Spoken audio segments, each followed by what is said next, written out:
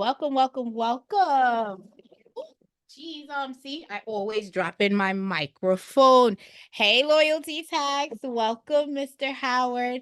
This is Raquel May David, and I am your host of the Dispute Panda Night. And I have my co-host David Sanchez, and we were meant to be. So we in here getting into it today. Of course, as you know, when we open up the room a little on time, let's talk about it on 8 o'clock on the dot. Okay. We like to give 10 minutes for everyone to be able to come into the room and ask any questions to Dip and Do. So if you guys have any questions, please let us know. We have a 10-minute open forum for us to go over any questions that you may have before we dive into the system. Loyalty tax, I sent you a video. I know you watched the video. I responded to you. You didn't see it? Oh, you responded to the video? No, I didn't go in. I just saw that you watched it and I was like, okay, I hope she did it. But I've been on calls all day. Like literally 15 minutes ago, I told I responded to that the same day.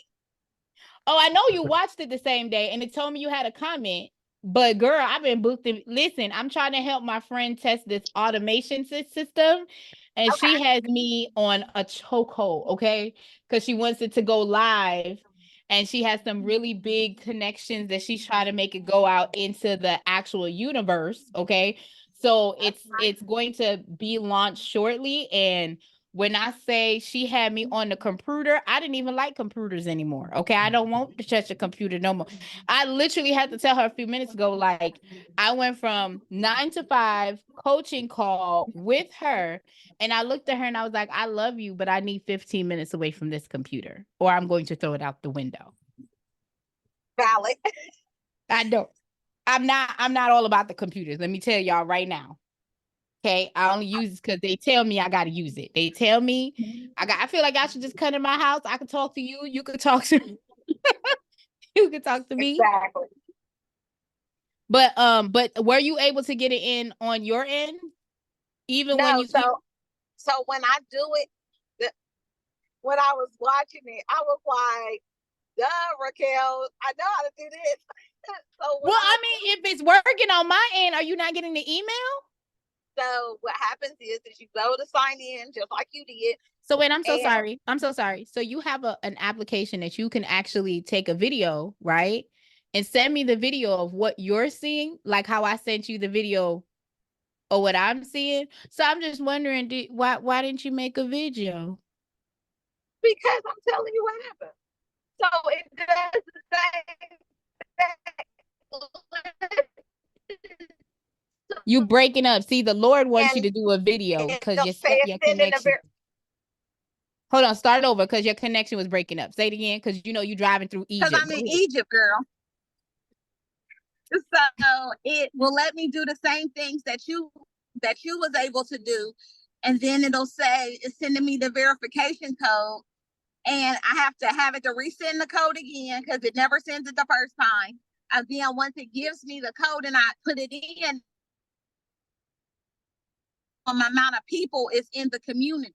That's why it's not letting me in. It's saying that the community is maxed out. I want you to do a full video I need you to do a full video so I can send it to the back office because I don't have access to your email. So I can't see what's happening after that part.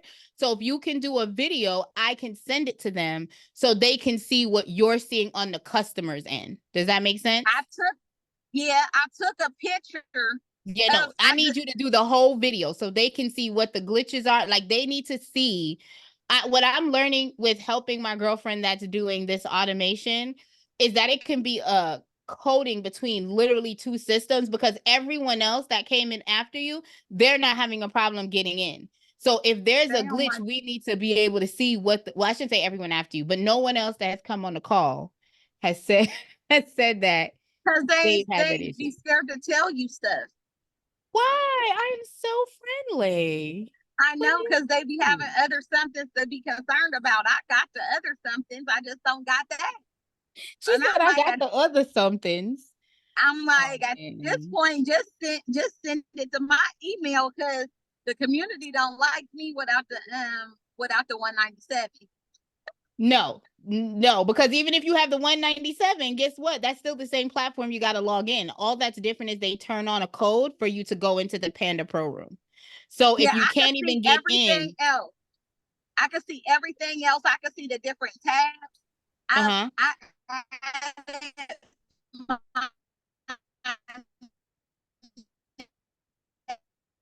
logo, everything.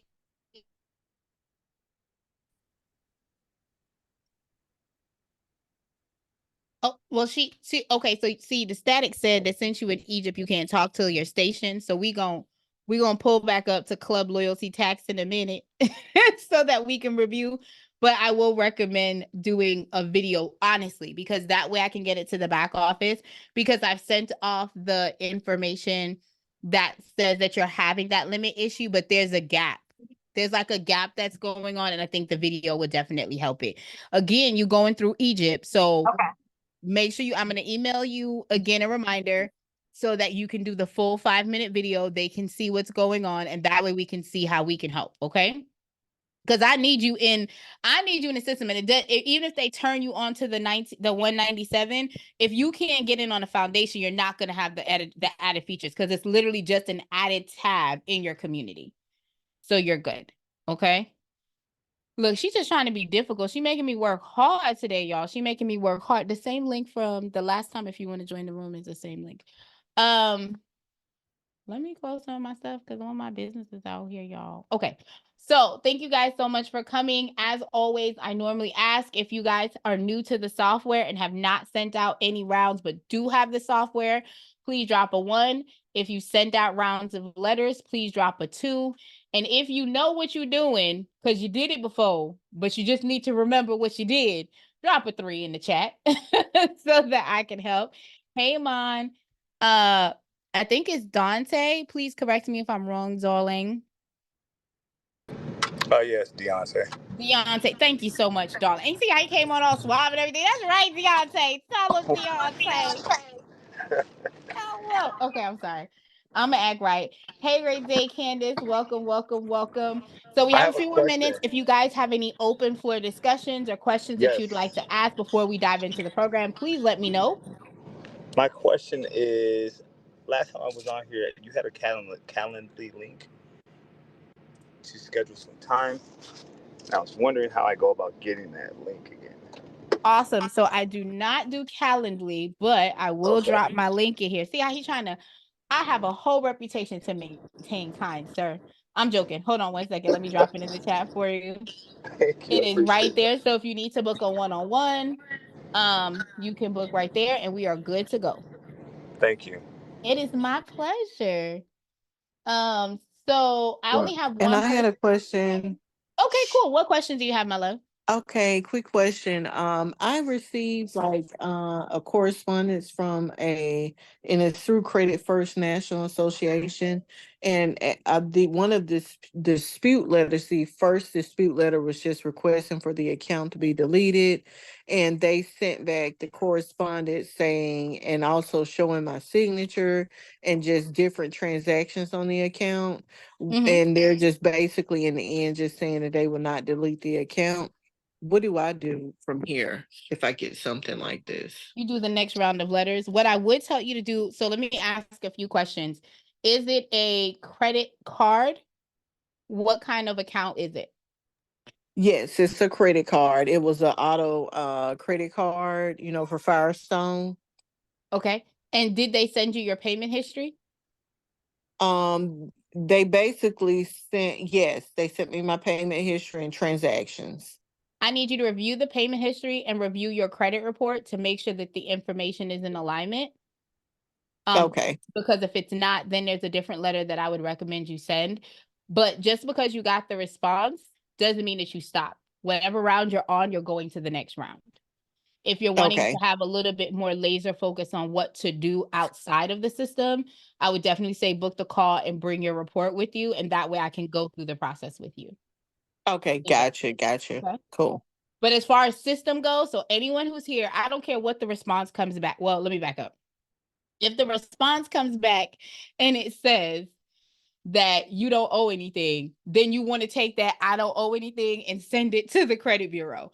But if it's just a general response or it's your payment history, I want you guys, to go through it, actually read the information that's in there, but you're not going to stop the dispute process. Remember, the system is giving you a 12-month sequence for you to dispute.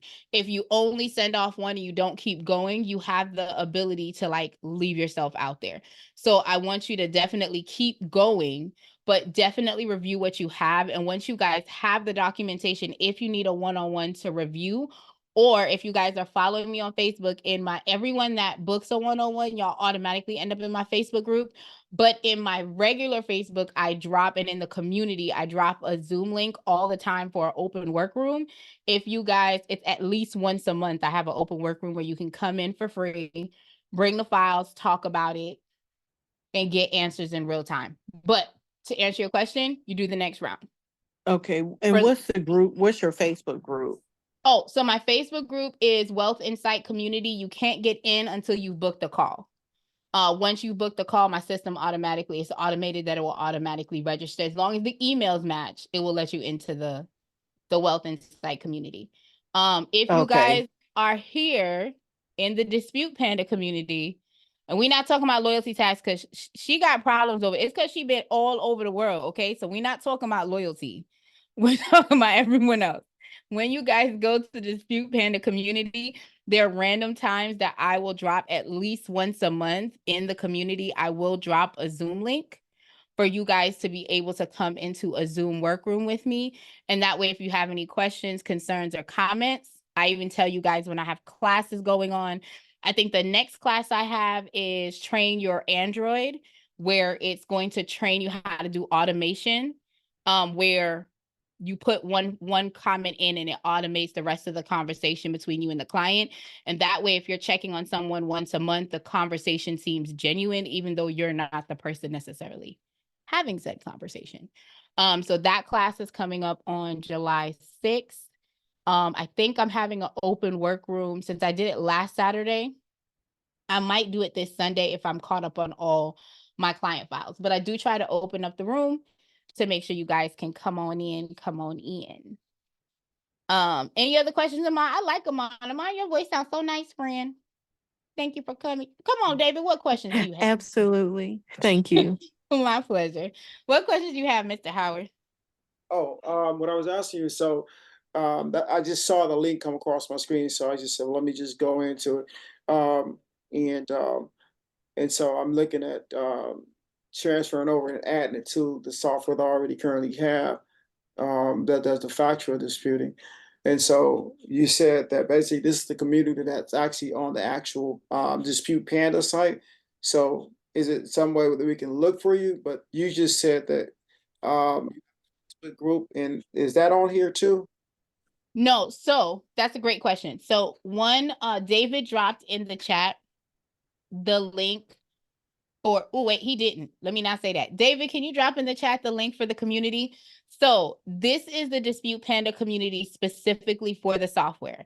Once you register for the software, you'll get a link where you can sign up for the community.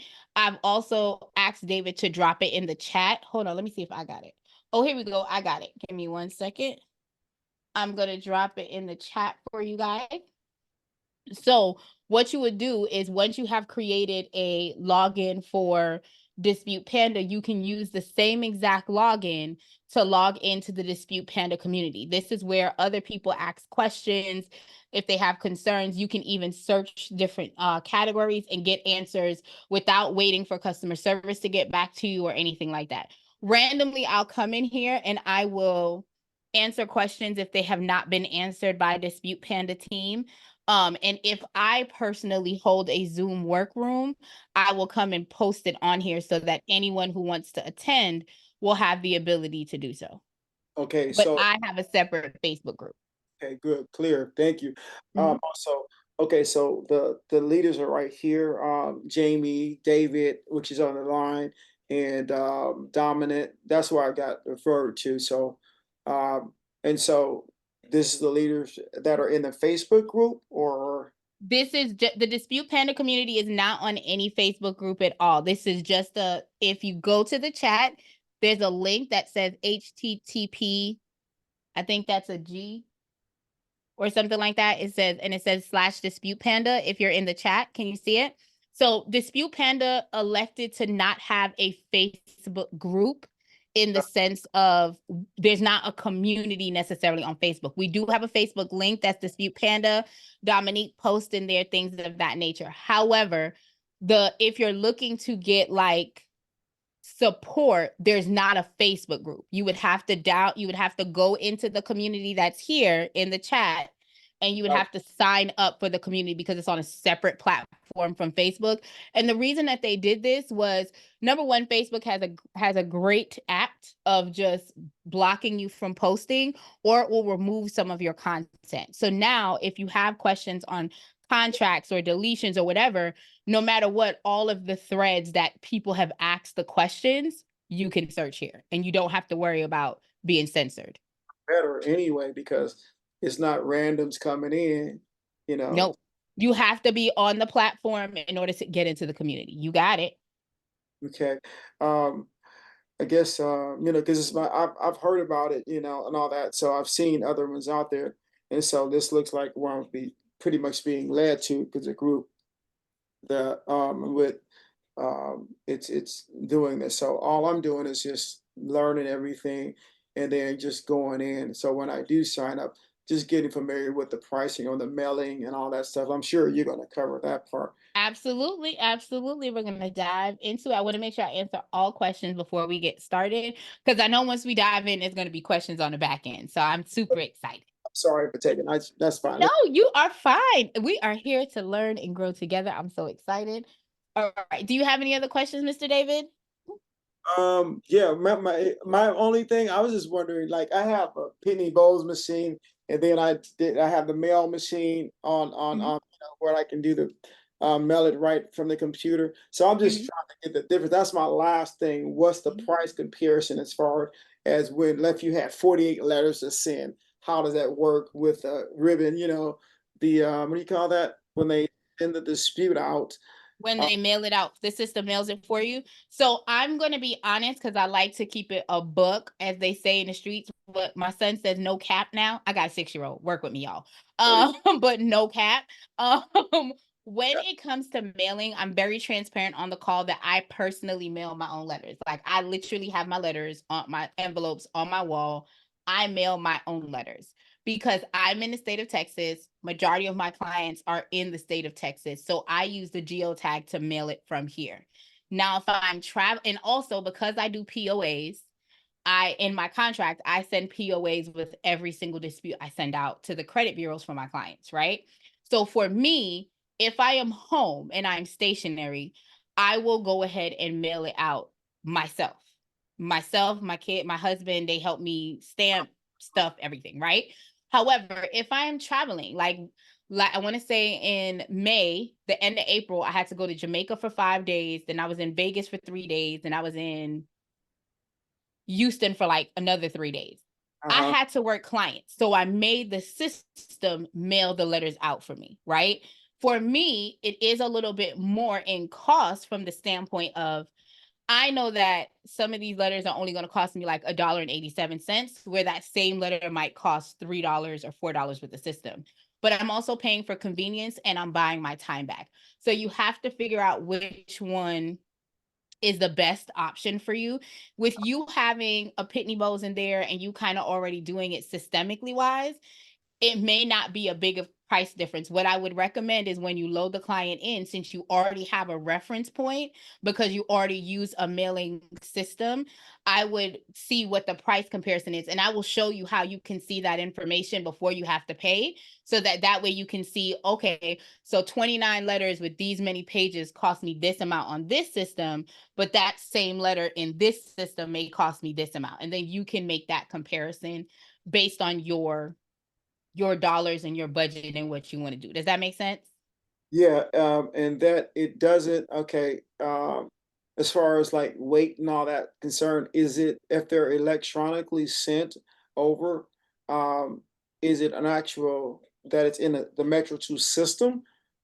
That's what I'm feeling. Is it some So physical? hang tight really quickly. I'm going to show you what the system looks like. And then we're going to circle back and pull up to this club of mailing so I can make sure I answer all the questions specifically. That way you can get a visual because everybody learns differently. And I want to make sure I understand the question. Look, I want to make sure I understand the question so I don't answer something you don't even want to know. You know what I'm saying? Yeah, your energy Like, Raquel, I is didn't want great. to know that.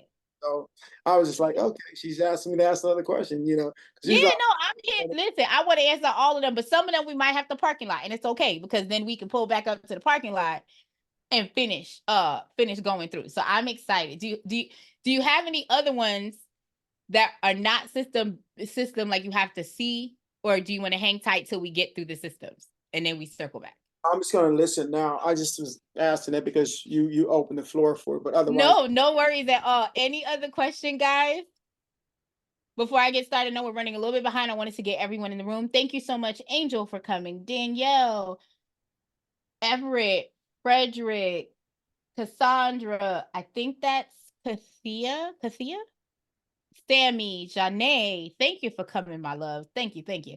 All right, so I want to say thank you guys for coming into the Dispute Panda room while we are going through the pricing, the training, and the contacts, which is going to be the main focus within this system that we're going to be covering. I want you guys, whoever is new to the system, meaning you have the system, but you have not sent out your first round of letters. So you have the system, drop a 1. You sent out letters, drop a 2. You're in here investigating because you heard about us, so you pulled up the Club Panda, drop a 3. Okay, so I know where everyone is, and this way we can have a really free-flowing conversation. Please give everyone grace. Not everyone is at the same space, so I know that everyone in the room may be at a different pace than someone else, but we are here to give each other grace and mercy, right? All right, so randomly my accent might pop up in the area. Don't worry about that. It's still me. All right, it's still me. Thank you, Carl. Thank you, Angel. Appreciate you guys dropping that in the chat. So you guys came here today for the world's most effective and efficient AI-powered credit repair software. David said 3-2. I like it. We are here to talk about how you can utilize the software. And one of the things that we're going to do today is I'm going to show you how to sign up to the platform. I'm going to show you how to load a client into the platform, and I'm going to show you how to send off your first round of letters. But there's more. I'm also going to show you if you guys are brand new to credit repair. So for those of you that are brand new to credit repair, drop me a 4. For those of you guys that are seasoned, all right, like a good up piece of chicken, you're seasoned, drop me a 5 so that I kind of know where we are because different lingos go to different places, right, guys? And we don't want to speak the wrong lingo and you guys get left out into the frame. So we got some 4s in the house. Thank you for coming in. So the reason why I ask if there's 4s in the house is because if you don't have letter formatting or you're new to the credit repair space and you're trying to figure out how to get your feet wet, this system in the training platform gives you a guide on how to attack no matter what credit monitoring software you're using. And it gives you a flow without certified mail, and you don't have to do it in color. So that means if y'all like me and only want to use your brother printer, because I refuse to buy no more ink for this daggone HP printer, you guys can still be effective. And I want y'all to know, like, I really would switch the camera around so y'all can see. I have 2 printers behind me, but my brother be brothering. Okay, my brother prints off 1,500 copies like this. Okay, we be in here. Okay, my HP be like after 5 letters, it'd be like, excuse me, I need you to refill my color. The devil is a lie.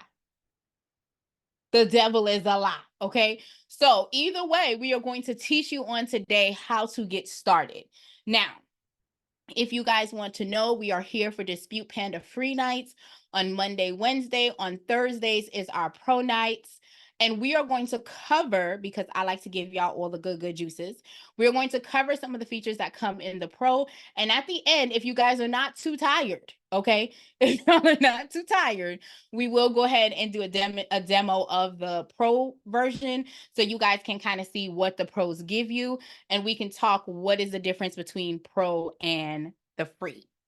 So we're going to start off talking about the differences right now when we talk about pricing. Y'all may not know, but as we are going to be on this phone conversation, honey, I like to drop gems. I like to drop little hints on how to make passive income. I call that my drip money, okay? Because that my drip money is what pays for my nails. Okay, my nails is only $40 because I am cheap. Sorry, I'm thrifty. Look, I got 4 kids, okay? I need my nails to look good on a budget, okay? So I sign up for all the coupons and all the lands, and y'all will see that as we're going through sign up, okay? So one of the things that I love about this platform, and I have people come on all the time, and they'll say stuff like, what makes you different than other platforms? Well, number one, you got me and David. Not David Howard, but David Sanchez. But David Howard gonna keep coming back. Don't worry about it. He gonna be here. But you have a host, a trainer that comes in and teaches you how to use the system more effectively and efficiently until you feel that you have the ability to kind of navigate on your own. But one of the things that I love about this platform is a lot of the platforms out there, you have to pay for the actual platform, right? You have to pay for the platform.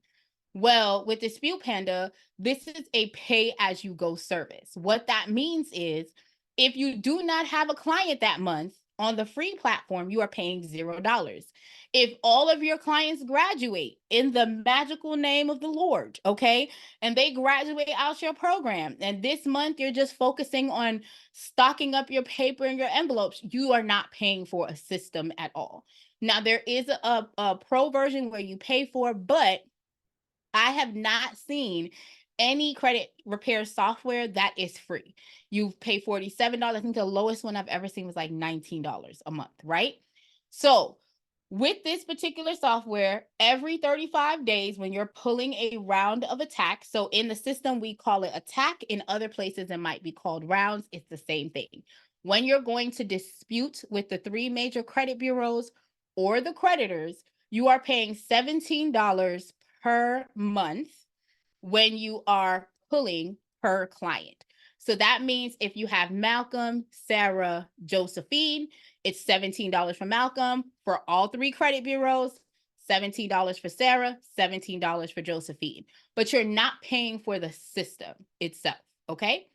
Now, I am going to show you on today how to dispute the credit report and how to file an attack without paying any dollars in any cents. So you definitely want to hang tight because like I said, I like free, cheap, discounted, okay? Not discounted service, discounted prices, okay? You give me your good service, just give me a coupon for me to come here, okay?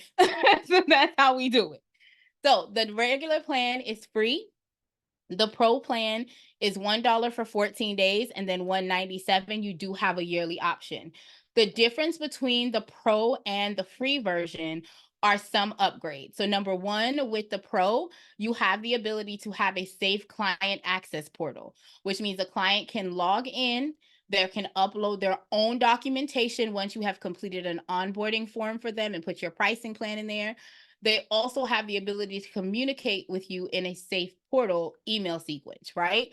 So and also with the pro, you have the ability that you can connect it to Zapier. So if you have another platform that has your email nurturing, such as these are the letters that I send out for my leads, and these are the letters that I send out to my customers that need nurturing in the home buying area, right?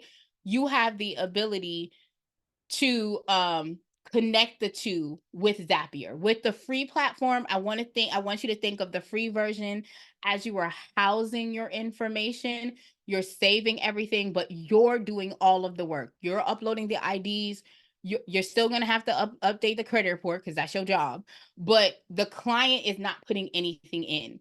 When you update it to the pro, you give your clients limited access to be able to upload their IDs, change their information, or update their address if they've moved. Hold on, y'all. Our admin, JM, just came into the room, and I don't think y'all understand. JM is like my boo, okay? Listen, Loyalty Tax, you need to send me that information because JM is the man with the plan that can make sure that it stops saying that you don't have access to the platform. But go ahead, don't send me the video. Don't worry about it because you still riding around Egypt. Don't even worry about it, okay? But Yes, guys, these are the pricing plans that you have, and we are going to now go up to the top. We're going to skip Pro, Calculator, and Integration until we get into the software, and we are going to jump into training.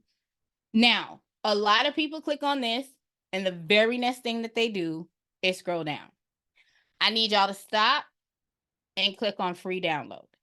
For the 4 people that commented said that they were new into the credit repair space, this is going to give you a full 12 months of what letter sequence you should select, when you are going to send it out, when do you decide to do a CFPB complaint. If you guys don't know what a CFPB complaint is, it is when you're taking another layer when it comes to disputing, and there's a certain time frame you should be taking that stance. You have to be careful because you want to come up with proof, right? So there's a little bit more detail in it, but to kind of go over it high level because it's a completely separate system. CFPB is not a Dispute Panda system, it's an external system, but it's giving you the nurturing of what you should do and how you should separate the variations of the letter. Hold on one second. I saw in the chat that they said that someone said that they're trying to figure out how to take a video. It's loyalty tax. I'm gonna drop this link one more time for loyalty, not for nobody else, just loyalty. I need this. I need her to get this program, and we're gonna cover the program. It's in the chat. It says Loom. I I'm know finna the test with you. program. Finna I test. know the program. You said don't try to log into the community from my phone. So can I put the program on the computer? I need you to open Loom on your computer when you have time. You can open Loom on your computer. It's a free program. Click the link that's in there, and then you can go ahead and screen. If you're going to do it from your phone, then all you have to do if you have an iPhone is screen record. Oh, well, then I'll just screen record. Oh, I'm finna take on time out. Okay, y'all, I'm sorry that I'm sitting here talking to these people that's over there in the Nile. I'm putting you back on mute. Okay, so if you are number 4, or if you are new to the system and you're like, hey, I have a flow before, but I want to know how I can navigate the waters properly, I promise you this software is going to give you what letters to pick, when are you supposed to send out the rounds, and we're going to go in, since we have 4s in here, where I'm going to cover a little bit more in depth when it comes to the attack frequency days. So let me know if you guys can see this good enough, or do you need me to enlarge it some more? Drop a 1 if you can see it and you're good. Hit your enlarge for that particular window. It'll probably help out everybody. Okay. Is this any better, guys? My computer's moving a little slow. I'm sorry. Yeah.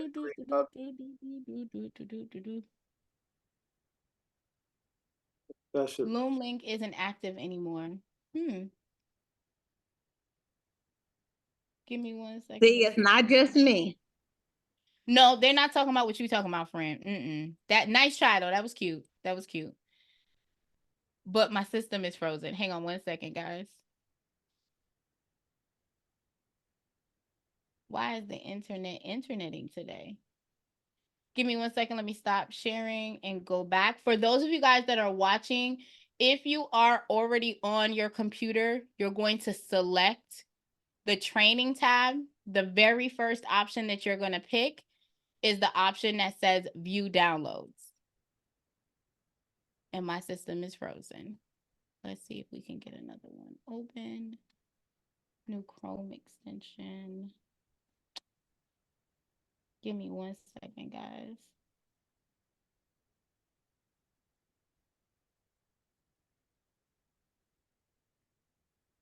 It looks like everything froze. Can you guys still hear me?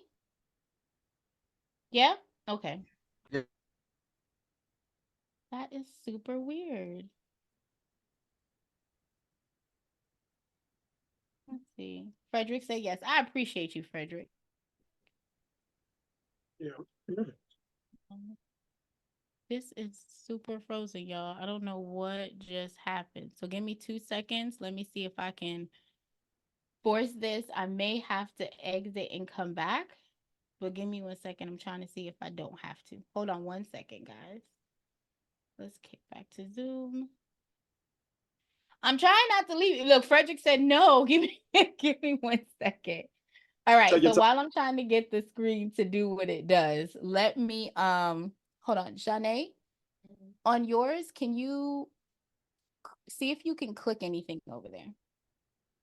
Because we're all on the same internet. So I want to see what's going on. Okay. Yeah. If you don't I'm need gonna to try do and share my screen. this, I'm sorry, what you said? it, but if you can blow it up, it'd be great. Yeah, I can't, like, it's literally frozen completely. So I do apologize. Okay, so while it's figuring out what it's doing, let me cover what this document is saying in real time. Okay, guys? So the attack name is when you go into the Dispute Panda system, the letters all have different names. So this is a sequence that we give you for when you go into the mail description, and I'll show it to you once everything kind of figures its way out. You are able to pick different letters. So if you see here, it says Punch of Fury, and then there's another letter that says Round Kick. The attack variation is telling the system how aggressive or how non-aggressive to formulate the letters that you're trying to send off, okay? So when you go in to pick the letter, you also have to select, am I going to be a gangster today? Okay, am I going to be Dame Dash today, or am I going to be Jay-Z? Like, you got to figure out who you going to be that day, okay? And if we're talking about the rock and roll world, I don't know, Red Hot Chili Peppers versus like Travis Scott, okay? There's different layers to these letters that you're going to be using. With that being said, you also have the ability when you have the pro. So I want to be clear. When you have the pro and you are using the credit monitoring system that was created for Credit Dino, for Dispute Panda, which is Credit Dino, you have an additive benefit of creditor letters. So the normal letters only go to the 3 major credit bureaus. That's Experian, Equifax, and TransUnion. However, when you get the pro, you are able to now generate letters that will go to the secondary bureaus. Okay. Those second, the creditors, which is Capital One, Bank of America, everybody got a Santander, right? So what happens is when you get the pro, you get that added feature where automatically the system, once you check the box, will allow you to get letters that are going to go to the creditors as well as the 3 major credit bureaus. Now, whether you are on the free or the pro version, you also have the ability to, what happened? You gone? Yeah, it just says this Error? Okay, hold on 1 second. So if you guys are using the static letters go to the other credit reporting agencies. So a lot of times people think that the only people that they have to be concerned about are the 3 big companies. But please understand that, number one, a lot of these big companies own the secondary companies. And when you're going to get stuff from like Badcock or Rent-A-Center or Aaron's or Conn's Furniture or Rooms to Go, they're using a secondary agency or another credit reporting agency that's pulling the information from the big 3 for you. So sometimes those agencies, like Inovis, will have their own credit score for you. They also keep the full report. So when you are going to disputing with the 3 credit bureaus is fine, but understand that a lot of times they're validating and verifying your information with the secondary bureaus. Everyone has a LexisNexis profile. Once you have a driver's license, if you have been married, if you have been arrested, you have a LexisNexis profile, okay? The other options, Innovis, LCI, ARS, Credco, Clarity, DataX, Microbuild, Factor Trust, and there's like well over 27 other agencies that are out there, right? But these are the ones that normally collect informations on repos, bankruptcies, charge off, and collection. So we are giving you the letters to also dispute with those agencies as well. So we want to make sure that you have the ability to navigate the waters seamlessly. Let's see if my computer has started to work again, y'all. Hold on 1 second. Okay, I think I'm going to have to exit and come back in. David, are you still with me? JM, are you here? Yes. You talking about Fernandez? Oh no, I was talking about David Sanchez. My bad. Okay, you're here. Give me 1 second, guys. I'm gonna log out and then I'm going to come back in.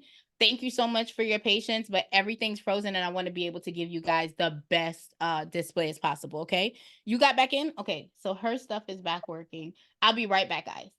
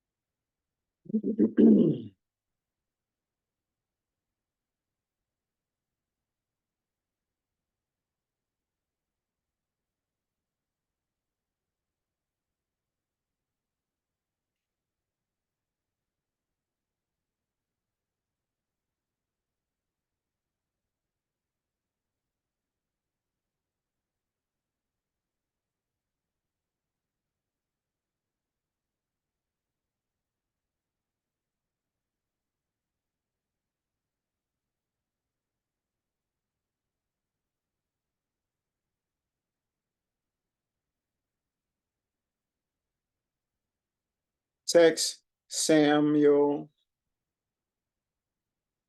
Text Samuel. Hey man, get on this Zoom call with me for Dispute Panda. Yes. Send. Send.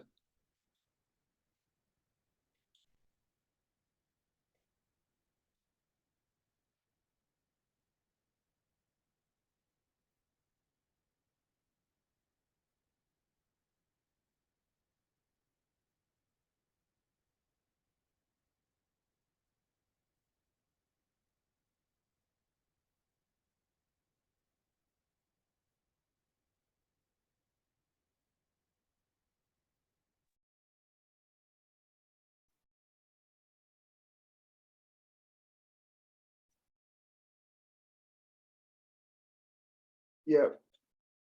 Mic check, 1, 2, 1. Are we back, y'all? We good? Can you hear me? Loud and clear. Wonderful, wonderful. Thank you for rolling with me, guys, while we are trying to dip and do on this. Let me open the incognito window. Move. Okay, everything's moving. Sorry, guys. Apparently, my Zoom needed to be updated, and it caused a glitch in the system. So please forgive me. We're gonna get back to where we were. Okay. So for my 4 people, we were at training. Let's minimize this. We were at training. We selected free download. And we are looking at how to actually utilize the system and what this all means, okay? So I know that there was a couple of 4s that dropped in the chat, and I know that there were a couple of 5s. So thank you guys for being completely transparent. Let me go ahead and make this a little bit bigger. Okay, so as we are going through, where we left off at was the secondary or the other credit reporting agencies that are available. Also, the system allows you to do letter variations. So you can have handwritten. The system has 10 handwritten font options that automatically generate, so you don't have to do anything. The system does that. If you are like me, you do not necessarily have to switch from handwritten to written. It just allows the system. You have to remember that the system, sometimes when you are sending letters off, the credit bureau has an internal software known as eOscar. So sometimes eOscar will just automatically push out your letters and not really do anything. So we want you to be able to kind of have a variation and remember that everything is a different method that you're leveraging, right? So the system offers you that option that you can do regular traditional block, text fonts, or you can do the handwritten option, and the system does it for you. You're not handwriting anything, it's just generating it in that format, okay? Now, the CFPB, as I stated, is a different platform where you can go and dispute if the laws are not being met and you are providing all the information. This sequence only gives you first class option. So that means you do not have to do any letters certified mail.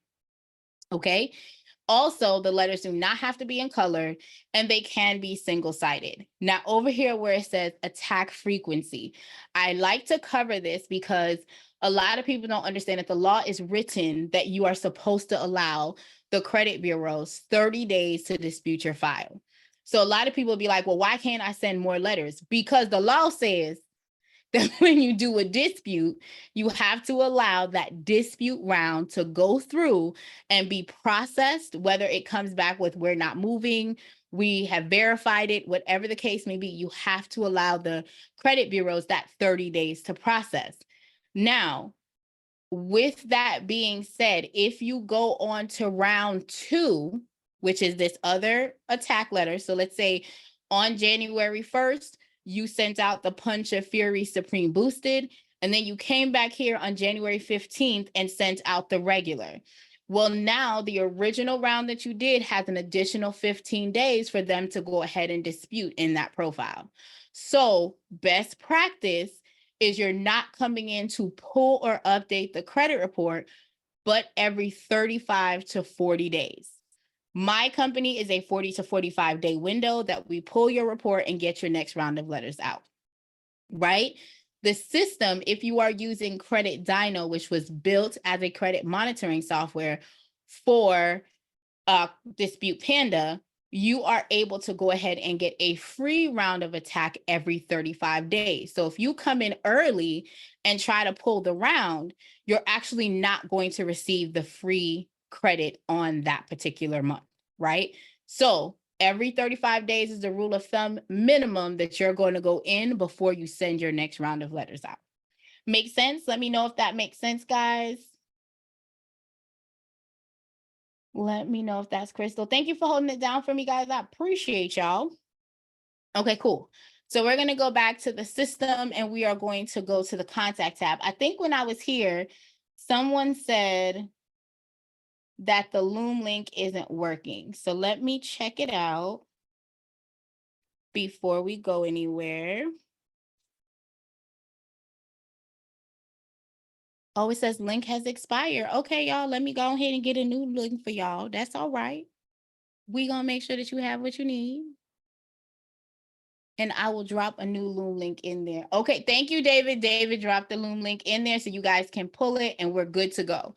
So thank you, thank you, thank you. I'll make sure to have an updated Loom link for next class, okay? So when you go to the next tab is the contact us. The reason that I suggest the Loom link, I'm just a different person. I come from a customer service space. Just to give y'all a little backstory, my mom was a model. She also became a stylist, and she had me around so many people.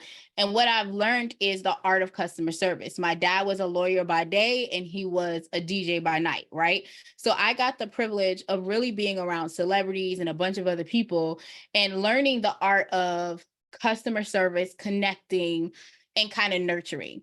And what I found is if you give the information in advance, right, it makes it a lot easier when you're dealing with clients. So for me, I leverage the Loom platform when I'm doing my updates with my clients. So whenever it's time for me to update and I'm pulling the profile, I'm going through the credit report. I'm telling them, hey, this is what went up from last month, and I'm showing them the differences.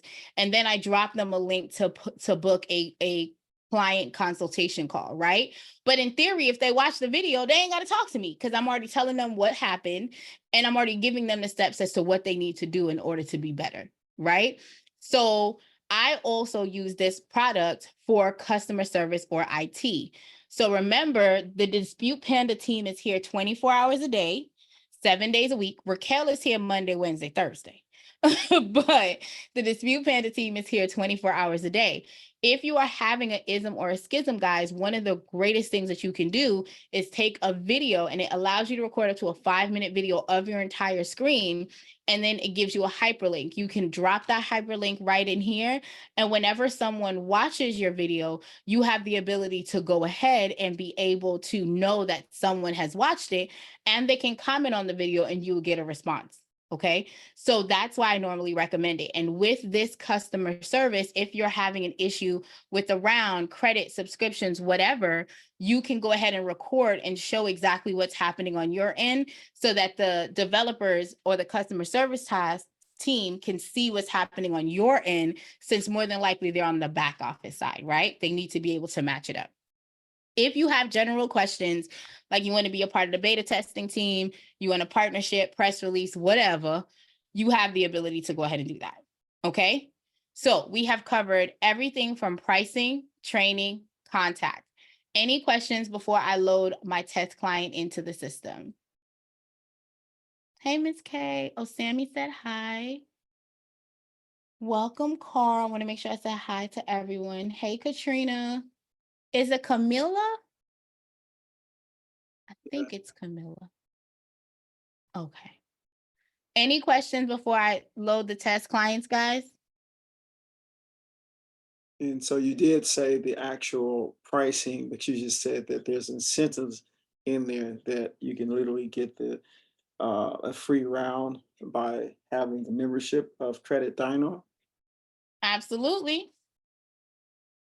Absolutely. You sure can. And I'm going to show you guys how to use it. Someone says, what's my Instagram? So hold on, let me grab it so y'all can have it, because I be in these streets, y'all can follow me.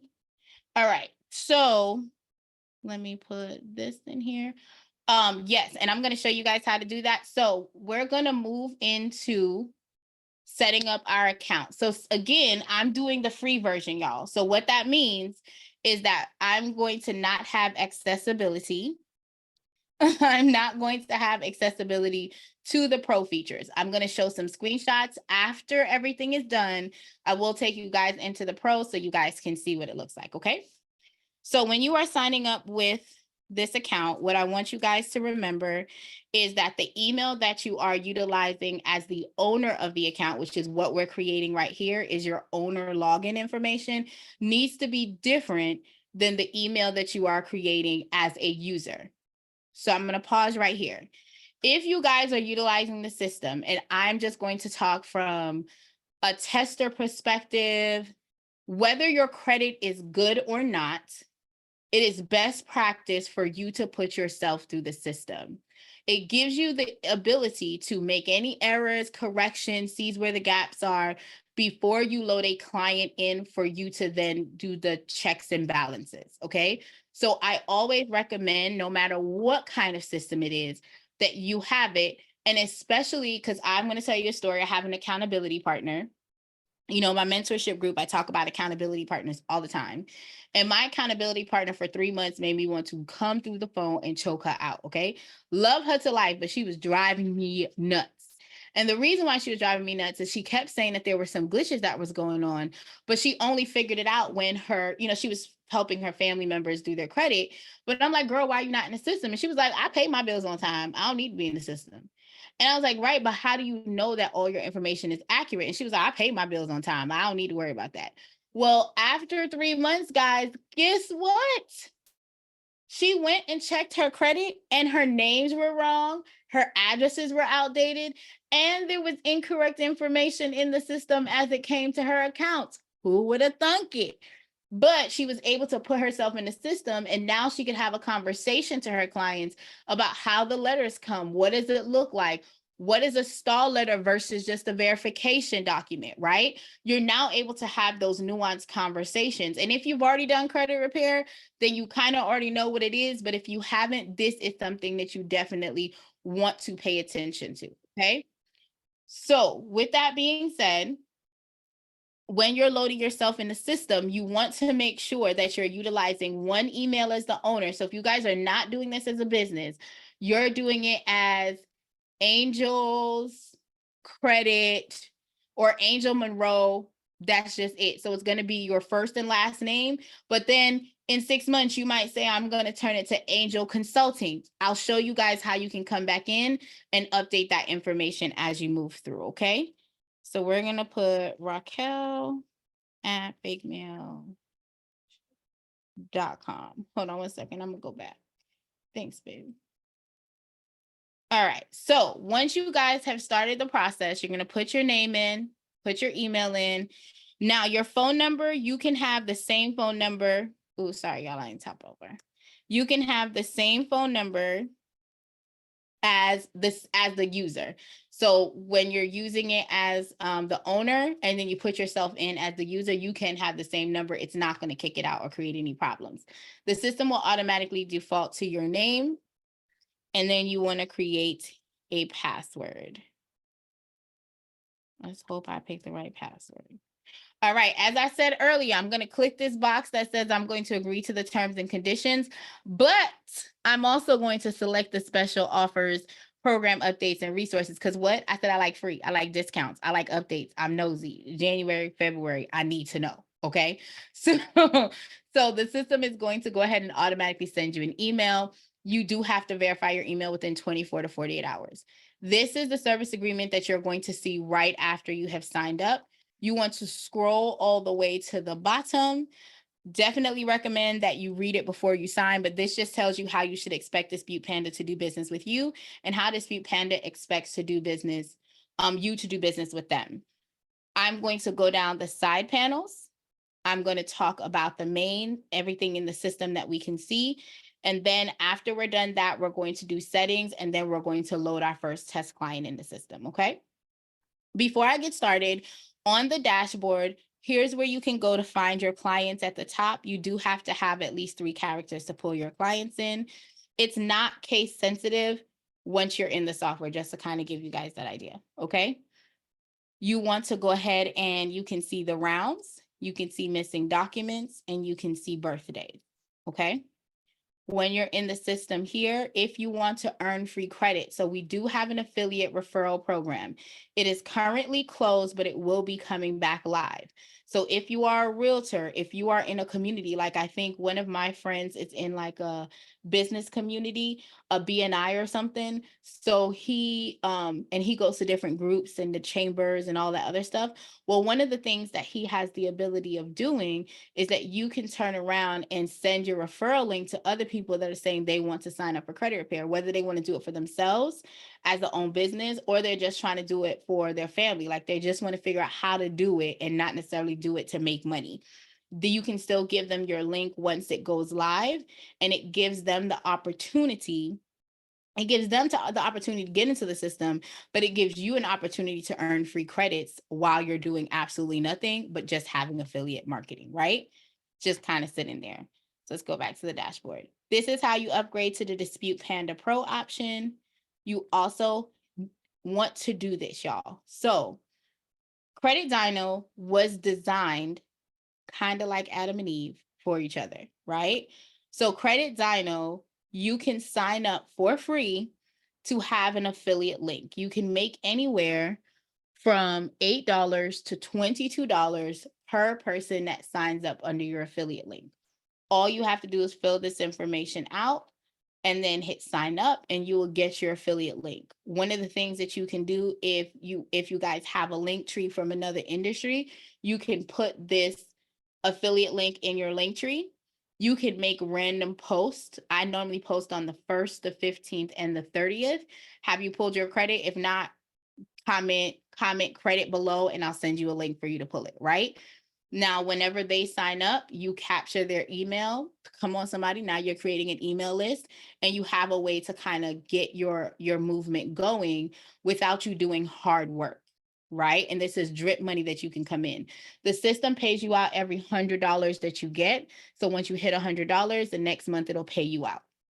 Or if you hit it before the closing, you'll get paid out that same month. So all you have to do is just click the affiliate link here and you are good to go. All right.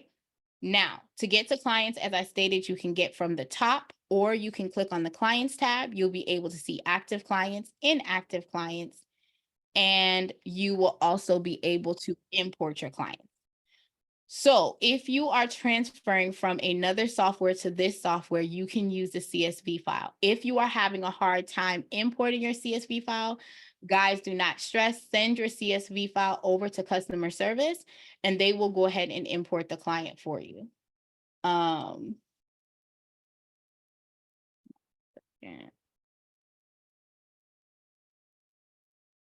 Y'all, I hope I remember my, I have caps on. I'm sorry, y'all.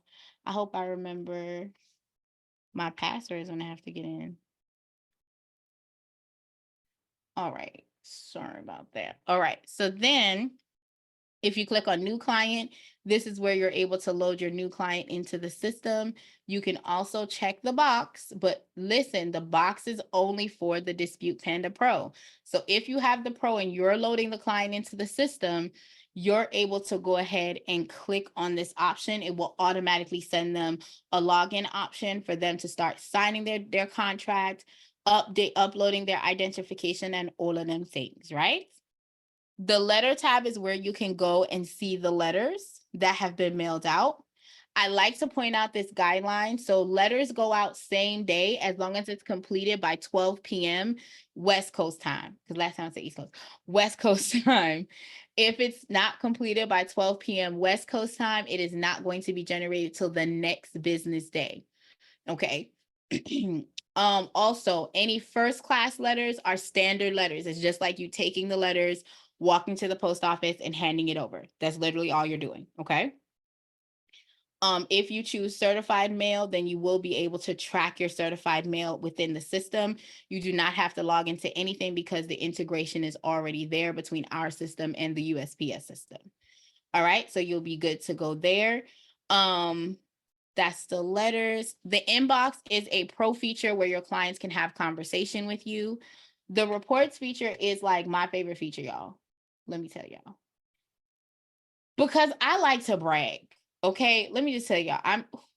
Okay, cool. I'm the oldest on both sides. Okay, so my mom had 2 kids after me and my dad had 2 kids after me. Like they didn't know I was the best thing that they made. Like make that make sense, right? But because of that, I always have to be like extra, like I have to go over and beyond. And this system gives me the ability to be like, I'm the beast, right? Like I'm the bestest without, with a nice subtle, with a nice subtle showcase of it. Okay. So this system, you can do it. If you're on the pro, you're able to do it on the client level and you are able to do it on the company level.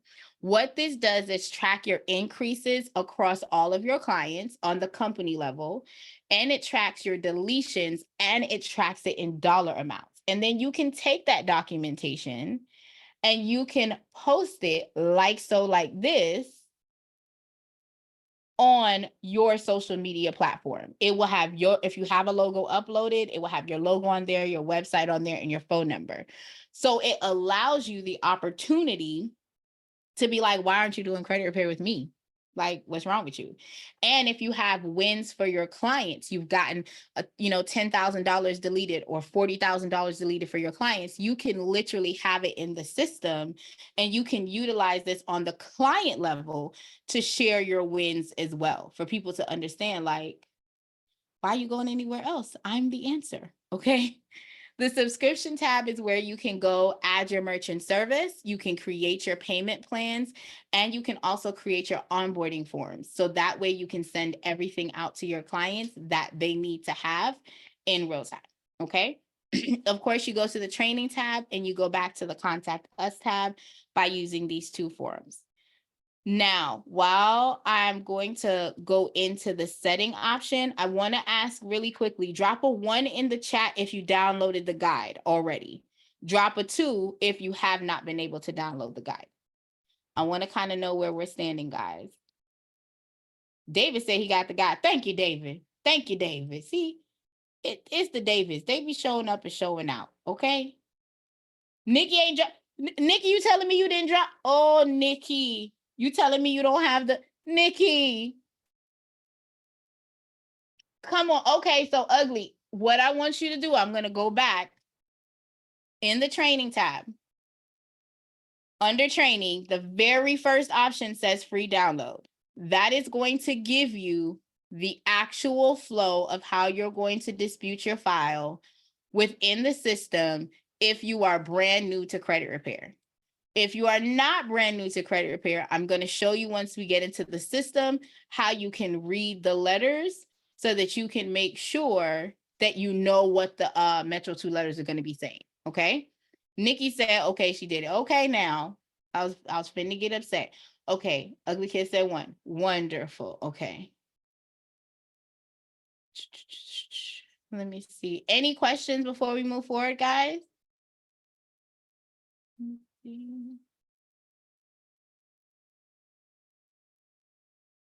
Any questions?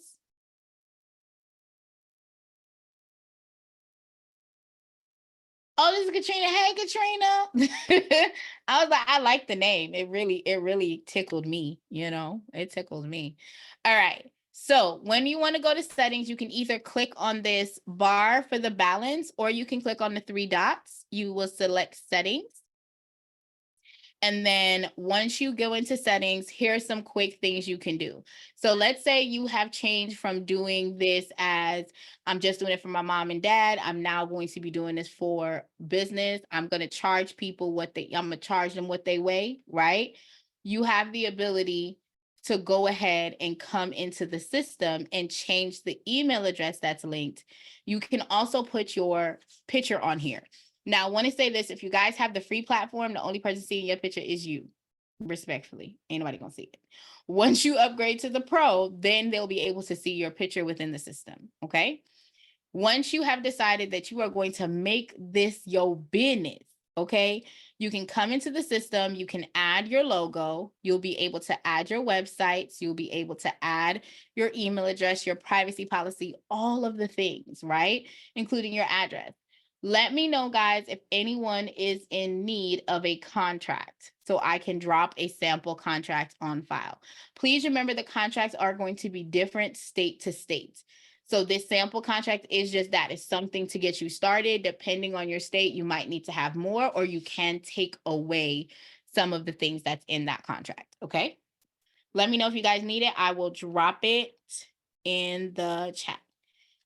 If you want to have team members, like for instance, I would love a Florida sample contract. So I do not have one state specific.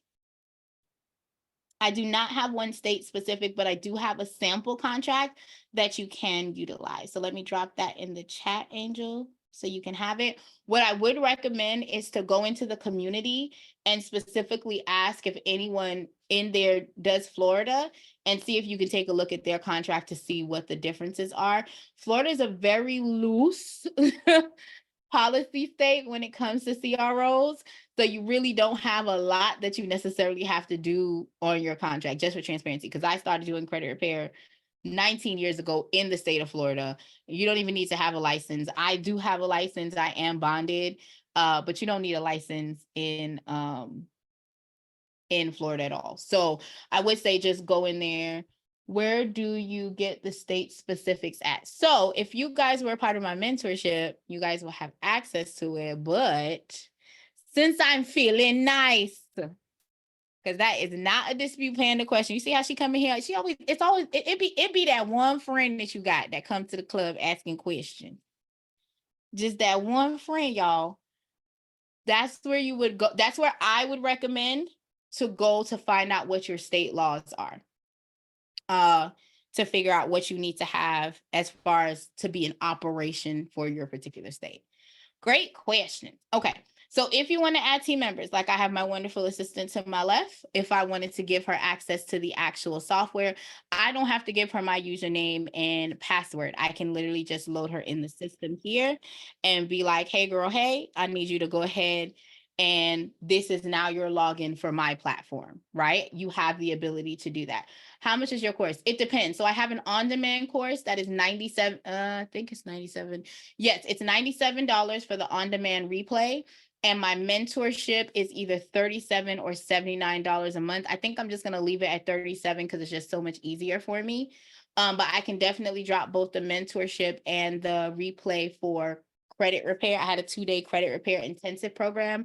I'm not doing another live 2-day intensive program until the end of July, beginning of August, before I have to go to InvestFest. So you guys will have the replay, and anyone who purchases the on-demand version, when I have a live class, you guys automatically get the link for the live class as well. So if you have questions, y'all can zip and do. Great question, Frederick. And it was my pleasure, Loyalty. Thank you. You're welcome. I'm here to help. Okay. Let me scroll back up. So for affiliate links, if you guys have multiple credit monitoring, I do not teach, I'm sorry, that's a great question. I only teach the basics of Metro 2. I do not teach Metro 2, but if you need someone to teach you Metro 2, I do have a coach that can walk you through how to read the manual. The manual is over 497 pages. So you have that option. It's my pleasure, Sammy. Sorry, we had the technical difficulties, but thank you for coming. All right, so if you guys have affiliates, please understand that there are only 4 softwares that work with this particular program. You can choose, I want to make it clear, you can choose to have an affiliate link to all of them, okay? What I would recommend is that you select which ones are going to go live. When you have the pro option, you can keep all of these live, so when the clients sign in, they're able to pick. Or if y'all are like me, I turn all these suckers off. And when they sign up, the only option they have is Credit Dino because of the benefits. Because when I look at it, I'm not paying $17 for the round of attacks, plus I'm making $8. Your girl's up by 25 bucks right out the gate, right? What questions you have, Sammy? You can come off and mute, my love.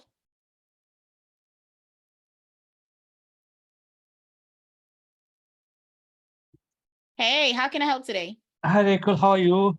Wonderful. How are you? Good, good, good. Thank you for a wonderful presentation and all the details sharing with us. And I have a question regarding particular to the collection agencies. If account is closed and charged off, then what we can do with the collection agencies? That's the first part of the question. Yeah. I want to make sure I understand. Your question is, if you're looking on your client's credit report and the account is closed and it's charged off, what do you do? Is that the question? Yes. Okay. So you would still dispute the profile. So I want to make sure that I'm clear. It depends on what your client's needs are as to what you're physically going to do. So number one, when it comes to collections, it should say that, especially if it's been charged off, it should say that the account is closed. However, if it doesn't, you need to make sure that that particular account is being disputed. Once you've gone through the dispute round, and if for whatever reason there's no errors, because remember, credit repair are 2 things.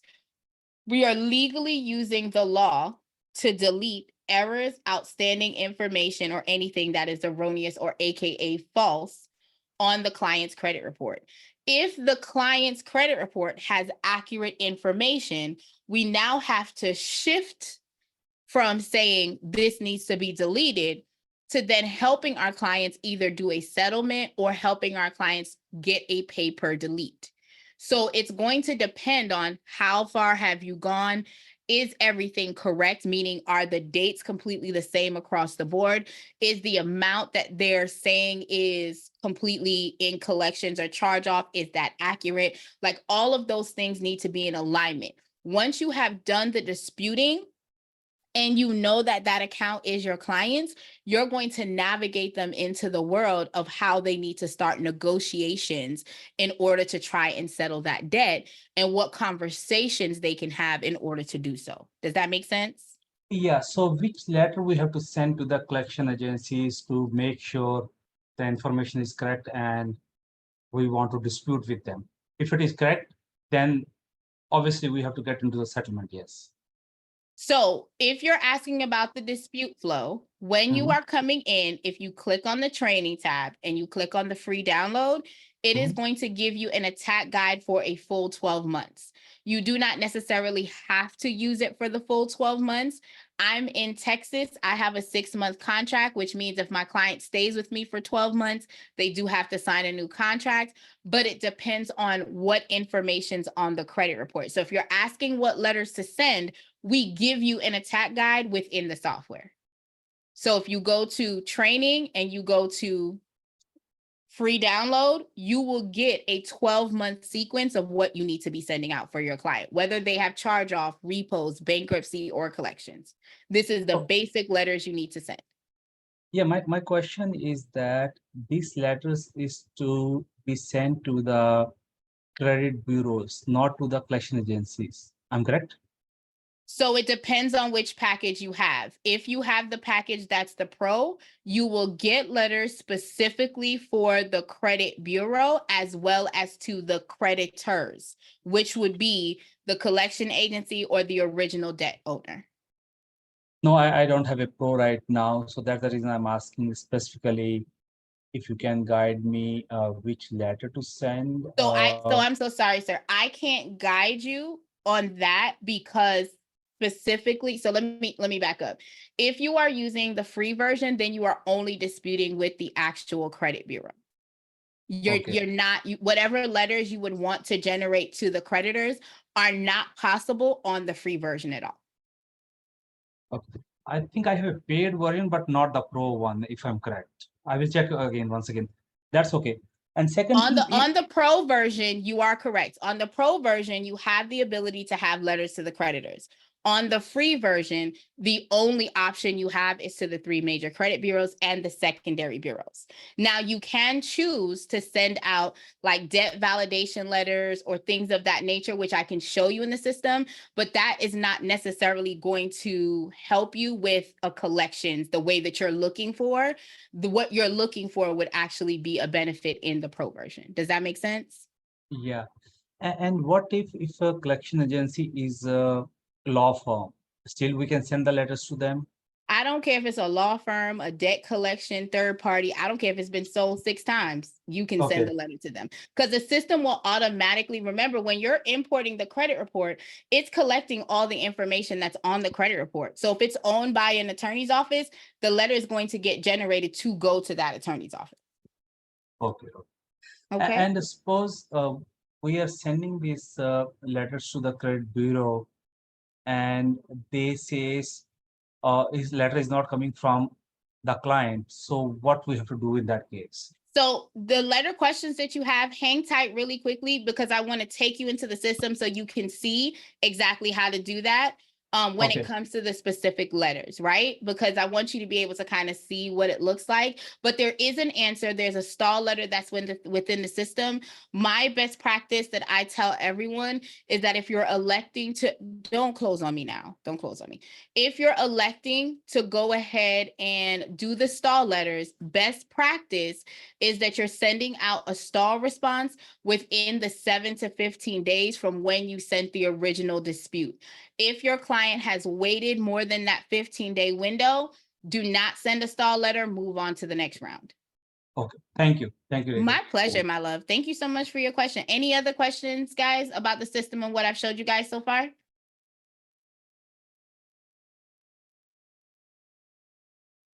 Cool, cool, cool. All right. So the disputing options here, if you need to change the address because you're you see that you're getting a lot of letters from a different address than what you're sending out. So for instance, the credit bureaus have anywhere from 8 to 15 different addresses, and that does talk about their legal department as well, right? So when that happens, what you want to make sure is that you're looking at if you need to make any updates, because you're like, you know what, 9706 has been sending me a lot of letters. Let me go ahead and reply back to that particular address. You can come into the system and change it. Not everyone pays attention to where their letters come from, but guys, if you notice a stagnation or you notice a uptick in things changing because it's coming to from a new address, you have the ability to come in here and change it specifically for the credit bureaus only. Okay. The billing tab allows you to put in your payment method, preferred payment method.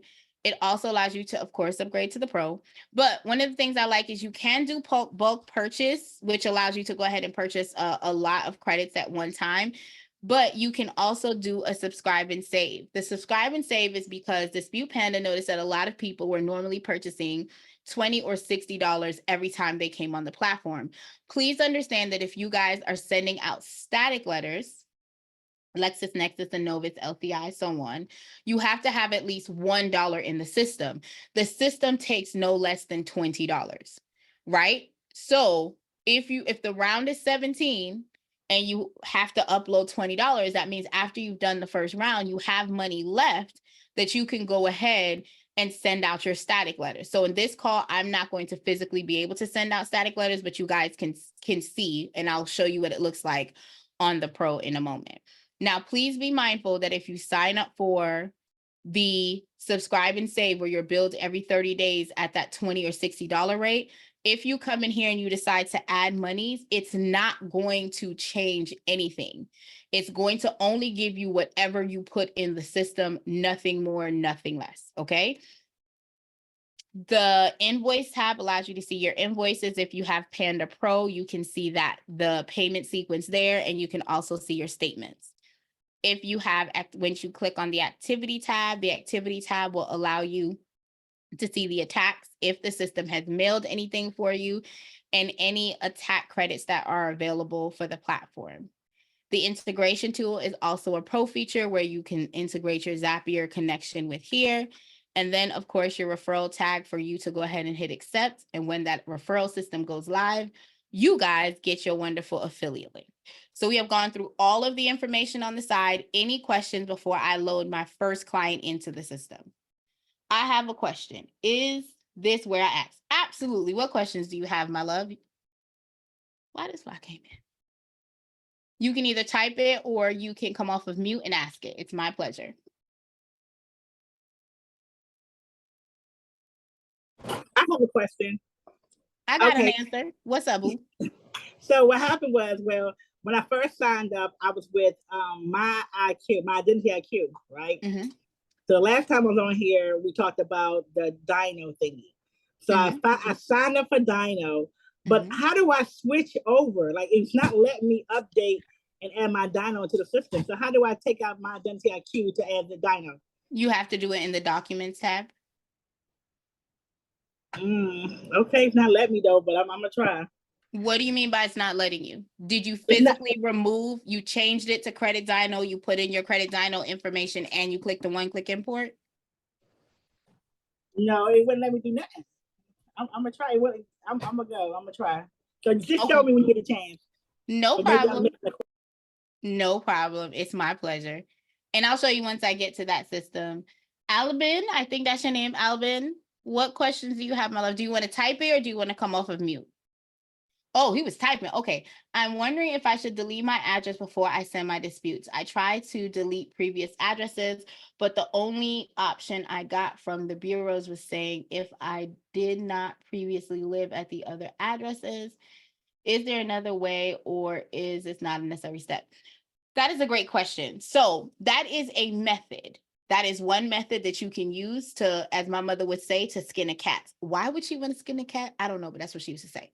So with that being said, personally, when I dispute my client's profile, before I send out one round of letters, the very first thing that I'm sending out is a personal information letter. It also has my particular personal information letter, has the verbiage on it that says that you cannot disregard my statement, whether you think it's coming from a third party or not.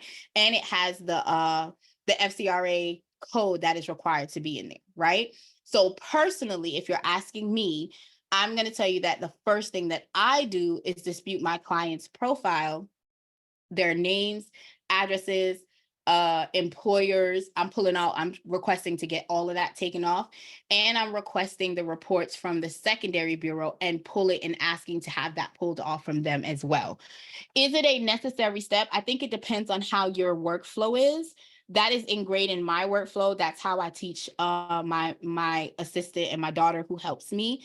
That anytime a new client comes in, and I also send that letter out every 30 days. Because a lot of times the addresses don't come off. And I've had clients who call the credit bureau for themselves to get those addresses and misspelled names and everything off, and it still stays on the credit report. So for me, in my sequence, I have that going, and I also have it as a graduation opt-in option that when they graduate from the program, they can choose to have a cleanup that happens every 3 months for a set price that they pay. So to me, it is a necessary step because again, one of the tactics in the past is that when you remove an address and you dispute an account, if that account is linked to the address, it gives you the ability to say, hey, if that address isn't here, why is this account there? So that is one method that has worked in the past. If you type in FCRA, you'll be able to get the copy of the FCRA. You can actually pull it up. So you can Google FCRA if you'd like to get it. Completely up to you. Let me see. Thank you so much. Do you need to send? I personally have not sent any letters certified. When I do, so this is the caveat. When I do, I personally send it out round 3 and round 6. Personally, I track my stuff. So guys, that's just the method that works for me, especially if I'm going to be outsourcing for the CFPB complaint. That is just what I will do. I don't send all of my letters out certified mail, but if you elect to, the only ones that I've ever sent in the past was round 3 and round 6, just because of my testing of what I was doing. Great questions. Come on out. All right. Any other questions before I move on? Let me see. Cool. So if you guys do have questions, I'll pull back up to the club. I promise. Okay, hold on. In the system, I want to point out that you only have to fill out what is starred. If it is not starred, it can remain blank. Want to have this conversation. So again, y'all are on here, so I'm getting y'all to know me, okay? My mom decided I was going to be extra all before I got here into this earth, okay? So my name, I have 4. Then I decided to get married, so I have 5, okay? I have 5 wonderful names, and the shortest name I have are my 2 last names, my 2 last names, okay? With that being said, I do not have to put Raquel, Christina, Sharon, May. I do not have to do that, right? All the system needs is your first name and your last name. That is it. That is all. Okay. So when you are filling out this form, please remember that this information is going to go on the letter that is going to go out for the client. So first name, last name. I deal with family. So if I have a George first, second, third, if that information is on their identification, I am going to put it on the platform so that way all of their information is clean. I'm also going to recommend to the client that they consistently fill out their applications the same way. So if they're filling out the applications Raquel May the 3rd, every single application should say Raquel May the 3rd. The recommendation is to drop the middle name if it is not necessary, okay? Just because a lot of the systems will invert or revert the name, so their middle name will go first, and you'll see like 7 different names on their profile. So just for best practices, first name, last name. Remember when I started out, I said we can't use the same email address. So we're going to do this email right here. We can use the same phone number. And then you're going to put in the social security, the last 4. When you are going to the system, please be mindful that information is going on the designated line. So if it's an apartment, a suite, a unit, doesn't matter. Plug it in there so that you're good to go on that one line. You're then going to put the city, and then you're going to select the state and the zip code. I want to tell you guys something just to err on the side of caution. The system has no idea that that zip code doesn't go to that state. So make sure that you're plugging in the right information, because the system cannot connect to the addresses from here. So so for instance, Colleen is where I live, but it's in Texas, but I put Tennessee. I just did it because it was quick going, but make sure that when you guys are doing it, you're taking the time to put the specific space, because again, this information is going to be transferred onto your client's letter. Okay. What if the middle name is on the ID? So for me, they were rude and they put all my middle names on the identification. However, when I fill out things, I still only use my first and last name. I do not use my middle name at all. So even if the ID has the middle name, that's fine. Most of the bills are not going to have the middle name. And remember, the bill is going to be an attached document that you're going to be sending out for the client. Good question. And also remember, the social security card has that information too, guys. So the social security cards will have all of the names on it. It does not need to be on the system, however, right? Great question. Okay. Before we get started, let's talk documentation. So I'm going to drop this in the chat. For those of you guys that are by your computer, you can save it. If you are not by your computer, please note, this is also in all of the videos that Dominique did on the training platform, okay? All of them. So with that being said, there are only 2 requirements: proof of identification, proof of address. That is it. Anything else is additional. What that means is if your client has a valid driver's license, and when I say valid, I want to clarify in this terms what I mean by valid. If the client has a Kentucky driver's license, but has moved to Atlanta, Georgia, that ID is not valid. I'm not saying it's not a valid identification if it has not expired. I'm stating that you want to make sure that you're sending cohesive documentation. One name, one address, that is it that you want to have, and you want it to match across the board. So if that is your client, they moved from Kentucky, they went to Georgia because they're going to be a stylist, okay? You're going to tell them, do not give me your driver's license, give me your social security card, give me your paycheck stub, give me your birth certificate, give me your passport. Any of these documents under the proof of identification tab will work. But you want to make sure that what the left hand has, the right hand has. So the proof of address, you want to make sure that you are utilizing a bill that comes to that location that they say that they live at. So when we are talking about residential bills, best practice is to get the updated bill from them every 60 to 90 days. Workaround is don't get a residential bill, get a bank statement, get a paycheck stub, or get a cell phone bill. You won't have to update it while they're in your service, okay? Any questions on identification so far?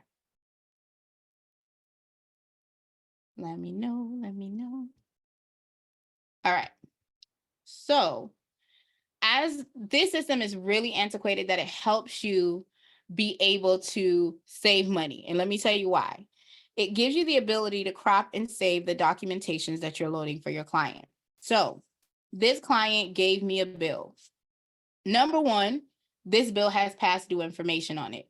We're trying to tell the credit bureau that our client is good standings and does not have past due behaviors. But we're going to send them a full bill with all the past due information? We're not. So we're going to crop it down to just what the credit bureau needs. They don't need to know balances. They just need to see the date and the address. So we're going to crop it. The goal is to get the documentation on no more than 1 to 2 pieces of paper. Okay, guys? So we're going to drag and drop. In this particular scenario, I have the Social Security card. I'm going to put it over there. Okay? If you are utilizing the Social Security card as a proof of identification, you do not need to put it over here. You only need to have it in one segment. That is it. That is all. Just in one segment. Okay? Now, Katrina, on to you. So Katrina said, I had a different credit monitoring service. So let's say over here, she had Identity IQ, username, password. Okay.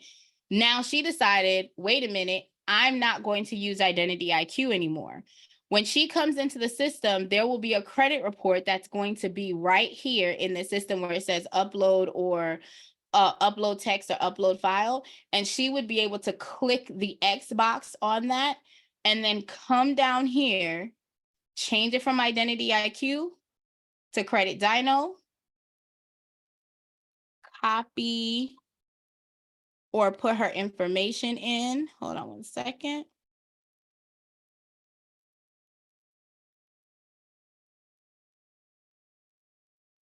And if it is a new report, meaning she just created her credit dyno 2 days ago, okay, or 5 days ago, she would click the one-click import and it will import the credit report for her. If it's time for an update, meaning she had it in the system already, this is day 37 and she's coming in and she's doing her next round, she would click the update option so that it will update the report and then pull it in, okay? So you're going to click credit dyno one-click import, and the system is going to pull all of the information in. You will get a pop-up box that says, thank you. You have earned 1 free attack, and it tells you limit to 1 free attack every 35 days, okay? You're going to go ahead and go. So as you can see, you see how this red box here, she just pulled it in. So let's assume she switched from Credit Dyno to Identity IQ. She would come, she will put her Identity IQ information in, but she would have to log into Identity IQ, update her report, grab the report and put it in here. Credit Dyno gives you the option to do one-click import. You don't have to go to 2 spaces. You come here, you update or you import, okay? Any questions, guys? David, did you have a question, my love? Good. Okay, I'm here. Let me know what your question is.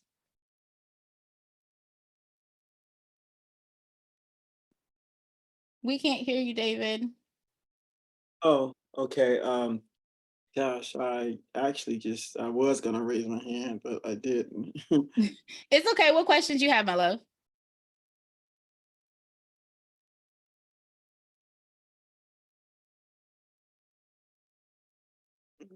You're mute. I can hear you now. What's up?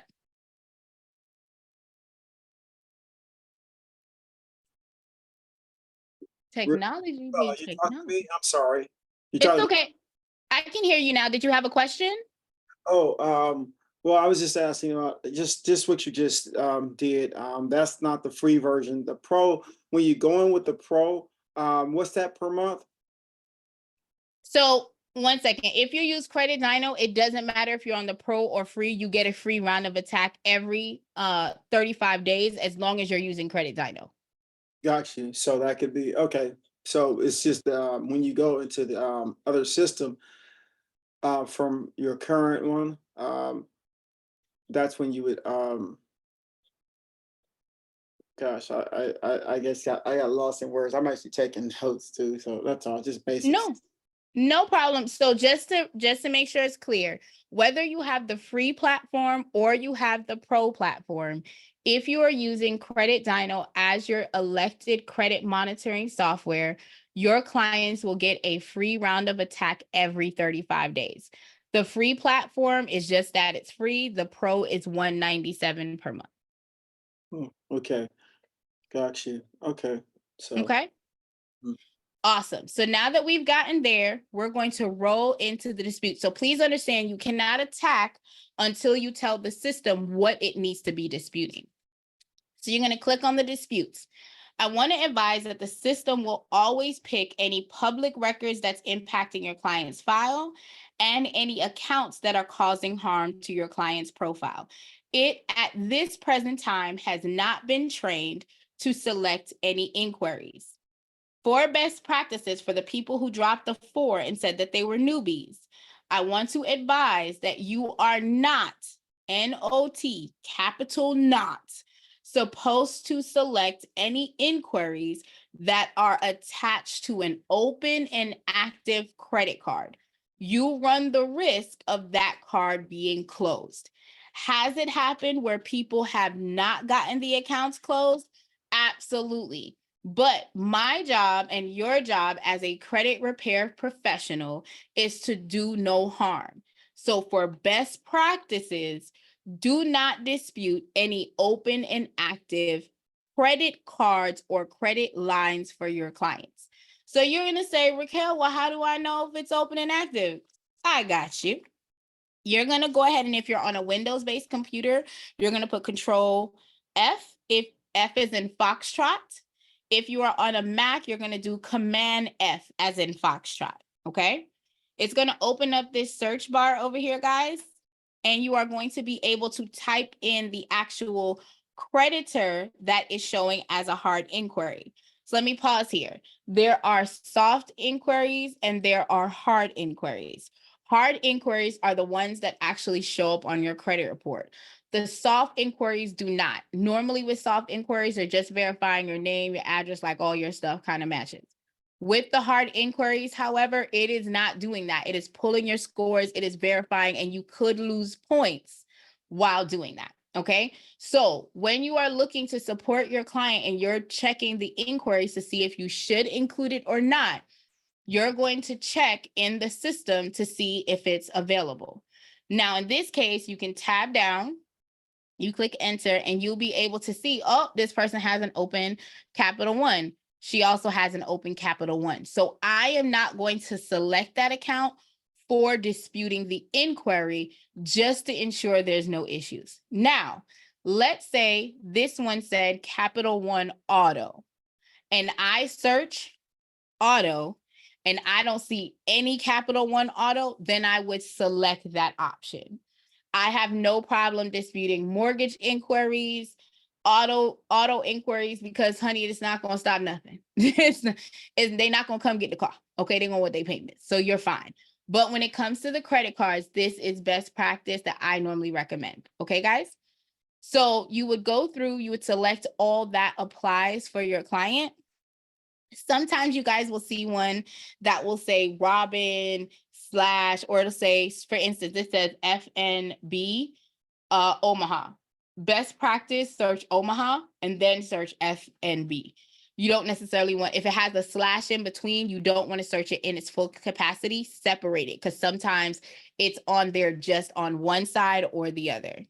So if right here it said FNB / Omaha, I would go ahead and search Omaha first, and then I would search FNB separately, not together, okay? So I'm gonna select this one because I saw that it doesn't show up anywhere in the credit report, and then I'm gonna scroll down. So let's talk about something really quickly. This little triangle icon, in the beginning when Dispute Panda was created, it was only set up to create conversation for deletion. That is it. Now we do have late payment letters. So automatically, if the account is late, the system is going to pick up and it's going to push out the letters for correcting for late payment and not for account removal, because we see that the issue is a late payment, not necessarily that it needs to be deleted. However, in the beginning, that was not an option. So whenever there was a late payment, we had the triangle to tell you guys don't dispute it, okay? The system allows you to check or uncheck any thing that is impacting your client's report. So if your client goes, no, don't dispute Truist Bank because I'm in negotiations with settlement, you can uncheck the options or you can check the option. So you have fluidity. Please understand the system is going to do it for you, but you have the ability to customize the dispute plan the way you elect to do so. Now, one of the things that I like to showcase is this wonderful eye icon that you're able to see when you are using Credit Dyno. So when you select the eye icon, it tells you the summary. It tells you the type of account it is. It tells you the amount that was owed. It tells you the high balance, all of those specific information under summary. But when you click on payment history, it gives you more details. So please understand that payment history, and I'm going to give you guys kind of like a conversation as to what I have with my consultation. Number one, payment history is 35% of your overall FICO score. That is the heaviest weighted of the 5 breakdowns of your FICO score. There are 5 components. The top 3 is your payment history, your utilization, and your age. So 35% roughly translates to 192.5 points. Okay. If I'm talking to my client and we're talking about late payments that are within a 24-month window, number one, I'm explaining to them that they need to go ahead and set up automatic pay for that option. Number two, I have no problem having the system mail out a letter, but the next step I'm going to also do is a goodwill letter for that particular client, right? So if it's outside of that 24-month window, am I going to dispute it? Yes. But am I going to be completely stressed about it? No. I'm going to do the goodwill letter. I might email the CEO and like have the client email the CEO. But outside of that 24-month window, it's not really impacting their scores at all because the scores are generated within a 24-month block, right? Now, what I am going to talk to them about is this account health, which is the 30% of your utilization, which is worth 165 points. So if my client is using more than 20% of their FICO score, then their credit, they're leaving points on the table. The max you can get is 165. The closer you get to 30, the less of that 165 you're getting. So if I'm having a conversation with my client, I'm talking to them about lowering their overall balance. And we do it in small chunks. I'll talk to them about, can we lower your overall debt by 5%? I literally had a client lower her balances by 30%. She was at 112. She lowered it by 30% and she got an extra 54 points on her next month pull. So utilization matters. Right? So we have that dialogue. That's one of the dialogues I have with my clients to tell them like how what you are doing is impacting your score. I can write all the letters from now until Bethlehem, right? But it doesn't change the fact that if I'm writing the letters, but you're still using all of your available credit, you're still making your payments late, you're never going to reach the club. And I give them the information holistically. For you to be in the 700 club, your utilization needs to be under 20%. For you to be in the 800 club, your utilization needs to be under 10%, right? So having this information and giving them the sauce gives them the ability to make better choices as they go through, okay? Now, once all of this is done, if you guys are seasoned, so for the 5 people, the people that dropped the 5 in the chat that says that, hey, I've been doing credit repair, I use factual letters, or I have a 1099 letter that I use, you have the ability to go ahead and come in here and you can upload your letter with whatever code it is that you need. You can save the letter for the future, okay? And you can actually go ahead and plug it in the system. What the system will do is instead of generating the letters that is automatic, it will generate your letter for that one particular account. If you're like, nope, I'll do my letter next time, you simply hit remove and it doesn't do it, okay? You're gonna hit save filter and now you get to the attack flow. So on the attack flow, it says Dispute Panda. The very first option is Punch of Fury Supreme Boosted. Remember, I'm on the free plan, guys, so I'm just gonna go Punch of Fury. I'm gonna start new round, Punch of Fury. The first round is handwritten. If I was in the pro, I would select the pro button. You're gonna hit Supreme Boosted, and then you're going to select Start Round. You're gonna type confirm, and then the system is going to generate the letters. If you had the pro, it would generate the attack letters for the credit bureau, and then you'll have another window here that would be white that would have the letters for the creditors, okay? Then you would come back into the system, you would select Start Round, you would hit static letters, you do handwritten again because it's the first round of letters. And for best practices, I suggest to scroll down to the bottom. You're going to hit Factor Trust, Microbuild, DataX, Clarity, Fredco, ARS, LCI, Innovis, and LexisNexis. Once you've done that, you're going to hit Start Round, and the system, as long as you have $1 or more, will generate the letter for you. As you can see, I ain't got no money because they ain't give me a coupon. So I'm not able to generate the letter. So once I've done all of that, I can then come into the system. I can either download the letters to print it out myself, or I can select mail them out. I can choose if I want to mail the letters out in first class mail or certified. I can choose if the letter is going to be double-sided or single-sided, and I can choose if the letter is going to be colored or not. So from this particular angle, you would be able to see how much it's going to cost you. The system says you're supposed to do single-sided, so you would have to switch it to single-sided. And then this is what the cost is in order to print the letter. If you do not have the $26.93, you simply close out, you go to balance, you add the $26 or $30 if you want to, and then you are able to go back to the client and you are able to go back to attack, and then you're able to mail the letter out through the system. Okay. What questions do you have, David? Oh, I was just, well, you actually, you just actually answered it. It was just, you were going over the actual attacks, and this, you couldn't do something.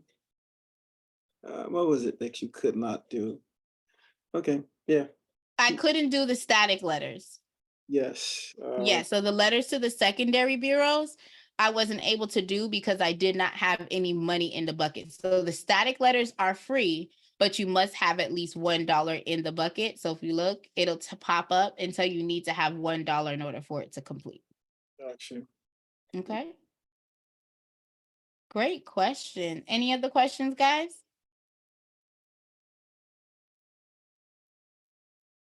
Doo-doo-doo.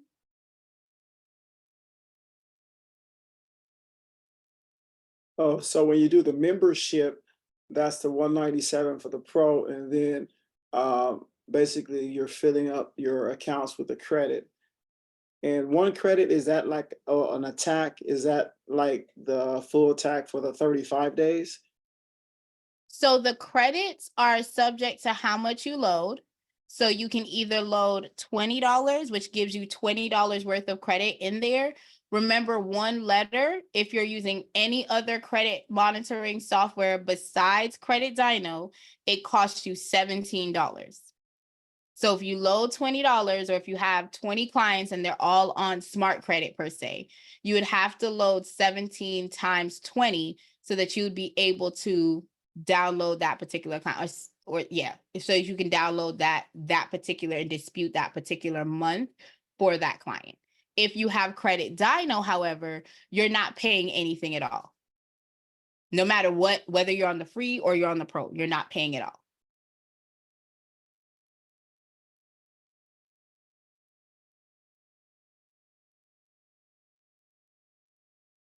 So if you have secondary bureau, the question in the chat from Mr. Smith is, how do you dispute secondaries if it's not on the credit bureau, but it's on the secondary? So that would be a free form letter, because we don't pull the reports from the secondary bureaus. We only pull the report from the actual main 3 bureaus. So if you have, for instance, a LexisNexis profile, and in LexisNexis, it says that you have a collection for MCI. Y'all know how old that is? Okay, for MCI, then you would have to create a letter specifically to respond to that.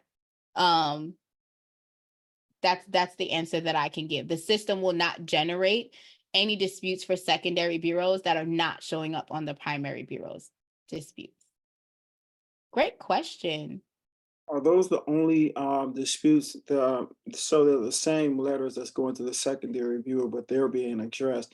What about if you decide to freeze the account, strategy wise, or does that even go into a freeze? Because I was just thinking that maybe there were freeze letters, or if you opt out. So is it opting So I out? want to make sure I'm understanding your question. Are you asking me if you can still dispute if the account is frozen? I'm asking if is there an opt out part to the software? Panda. So no, this software does not take you into anything else. The only thing that you're using in Dispute Panda is the Dispute Panda letters. So if you elect to opt your client out, or if you elect to freeze it, you would be doing that with so like for me, my admin goes in and freezes them on the websites that I can.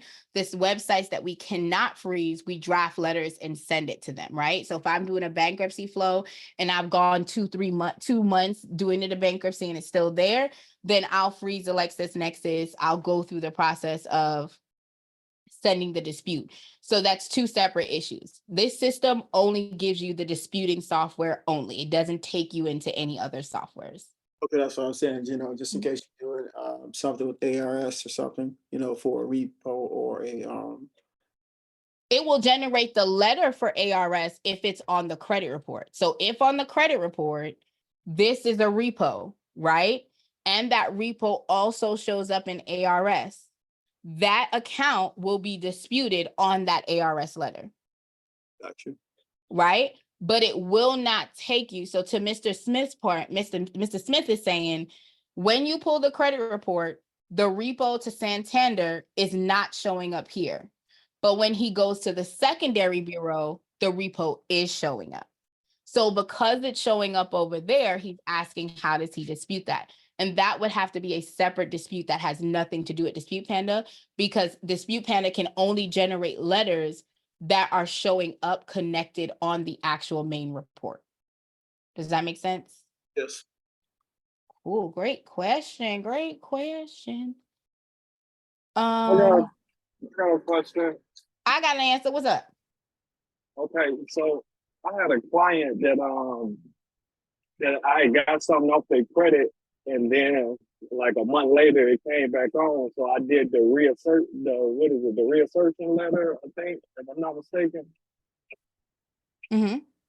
And so after that letter, like, is there something else that I'm supposed to do after that, or just wait, basically?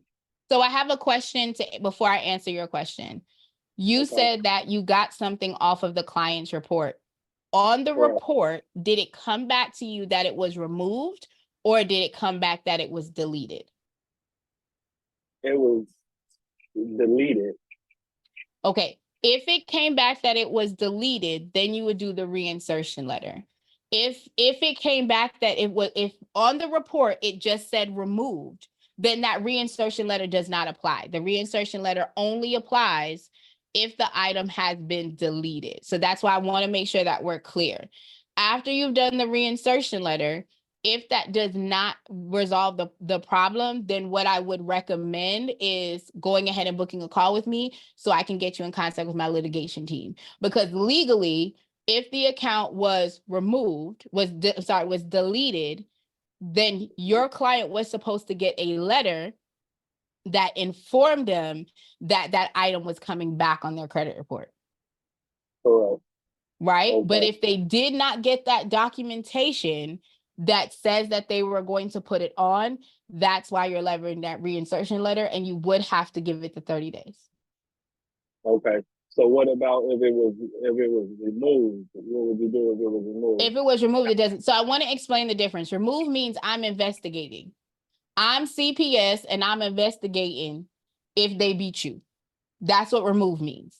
If when they look at it, that the company is able to validate that the debt is legitimately yours, they have all the required documents, that debt can be reapplied to your client's profile. Okay. But if Okay. it's deleted, legally a letter is supposed to go out to them, letting them know, hey, we deleted it, but we're putting it back because it has been corrected. Okay. So sorry, it's a two-part question because you gave a little bit more information.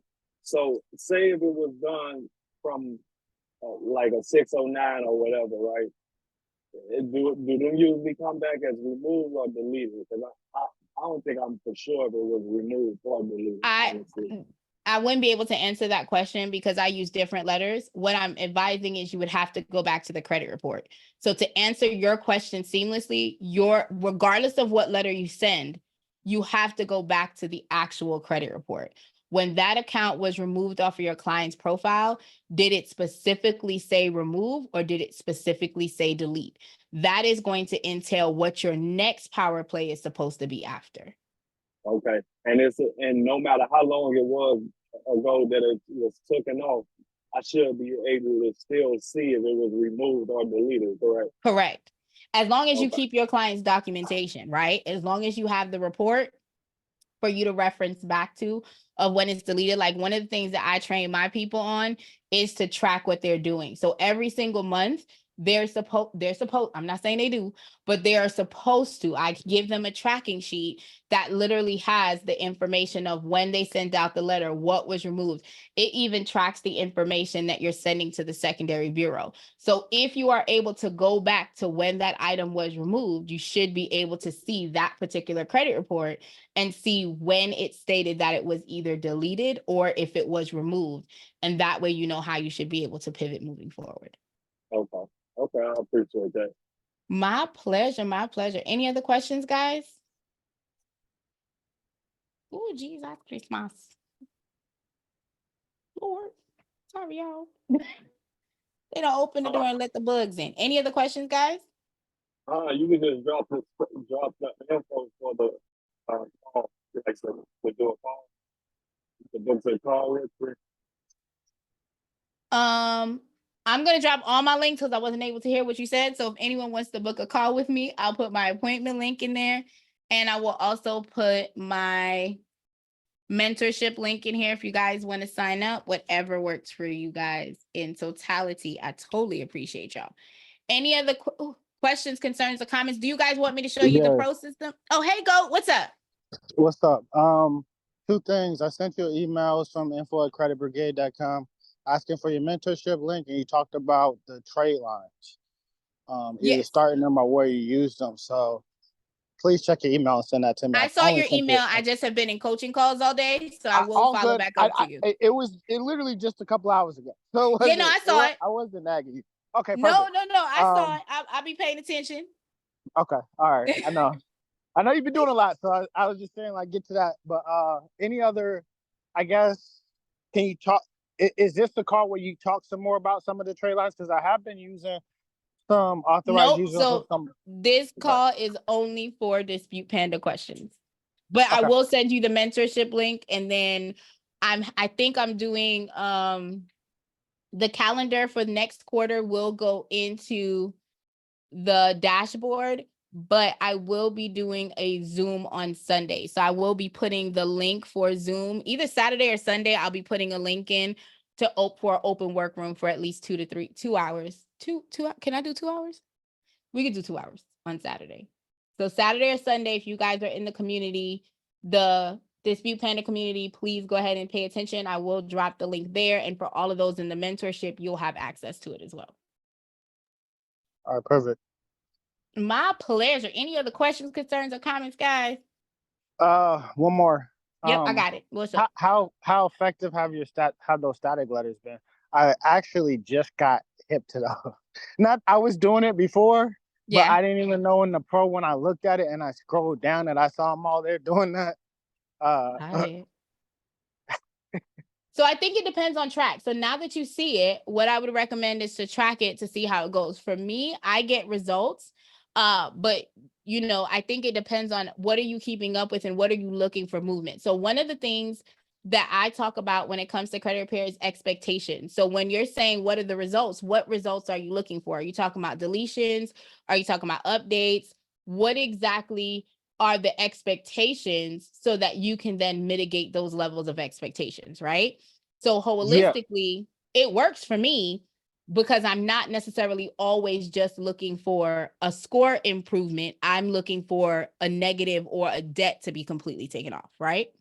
Right. And I think that's where, so like I have one of my clients with kind of multiple, and I mean, theirs is taking a lot longer. And I mean, I always, like you said, preference, and I can't really guarantee results, this, that, and the other. And then typically for like score improvements, like I said, I'll on some of them like do the authorized users, that kind of stuff to start the building of that profile, and then still continue to work on the deletion side of some things, especially if it's like collection, charge off, bankruptcy kind of stuff. And then some of them, the late payments will be kind of iffy depending on how long ago they were, who it's with, who it's currently with. Because I feel like I've had more success like after it either changes or like a collection. To me, some of those have been easier to get off than just late payments. Right. And let's be clear, you can leverage that when it comes to your client. So you could, like, I have people in my mastermind team. I have one girl that her primary focus is student loans. I have another young man, not girl, I'm sorry, a woman. I have a young man who his primary focus is bankruptcy. So does he do credit repair? Absolutely. But his gem, his niche market that he focuses on is if you have a bankruptcy, you can work with me and within 6 months, we're gonna resolve it, right? So when you're going through and you're seeing what you're being able to move, make sure you're tracking that and make sure that you're positioning that as it pertains to how you're marketing yourself within the universe, if that makes any sense. Yeah, that makes sense. Because I mean, to me, the bankruptcies, to me, I've been hit and miss.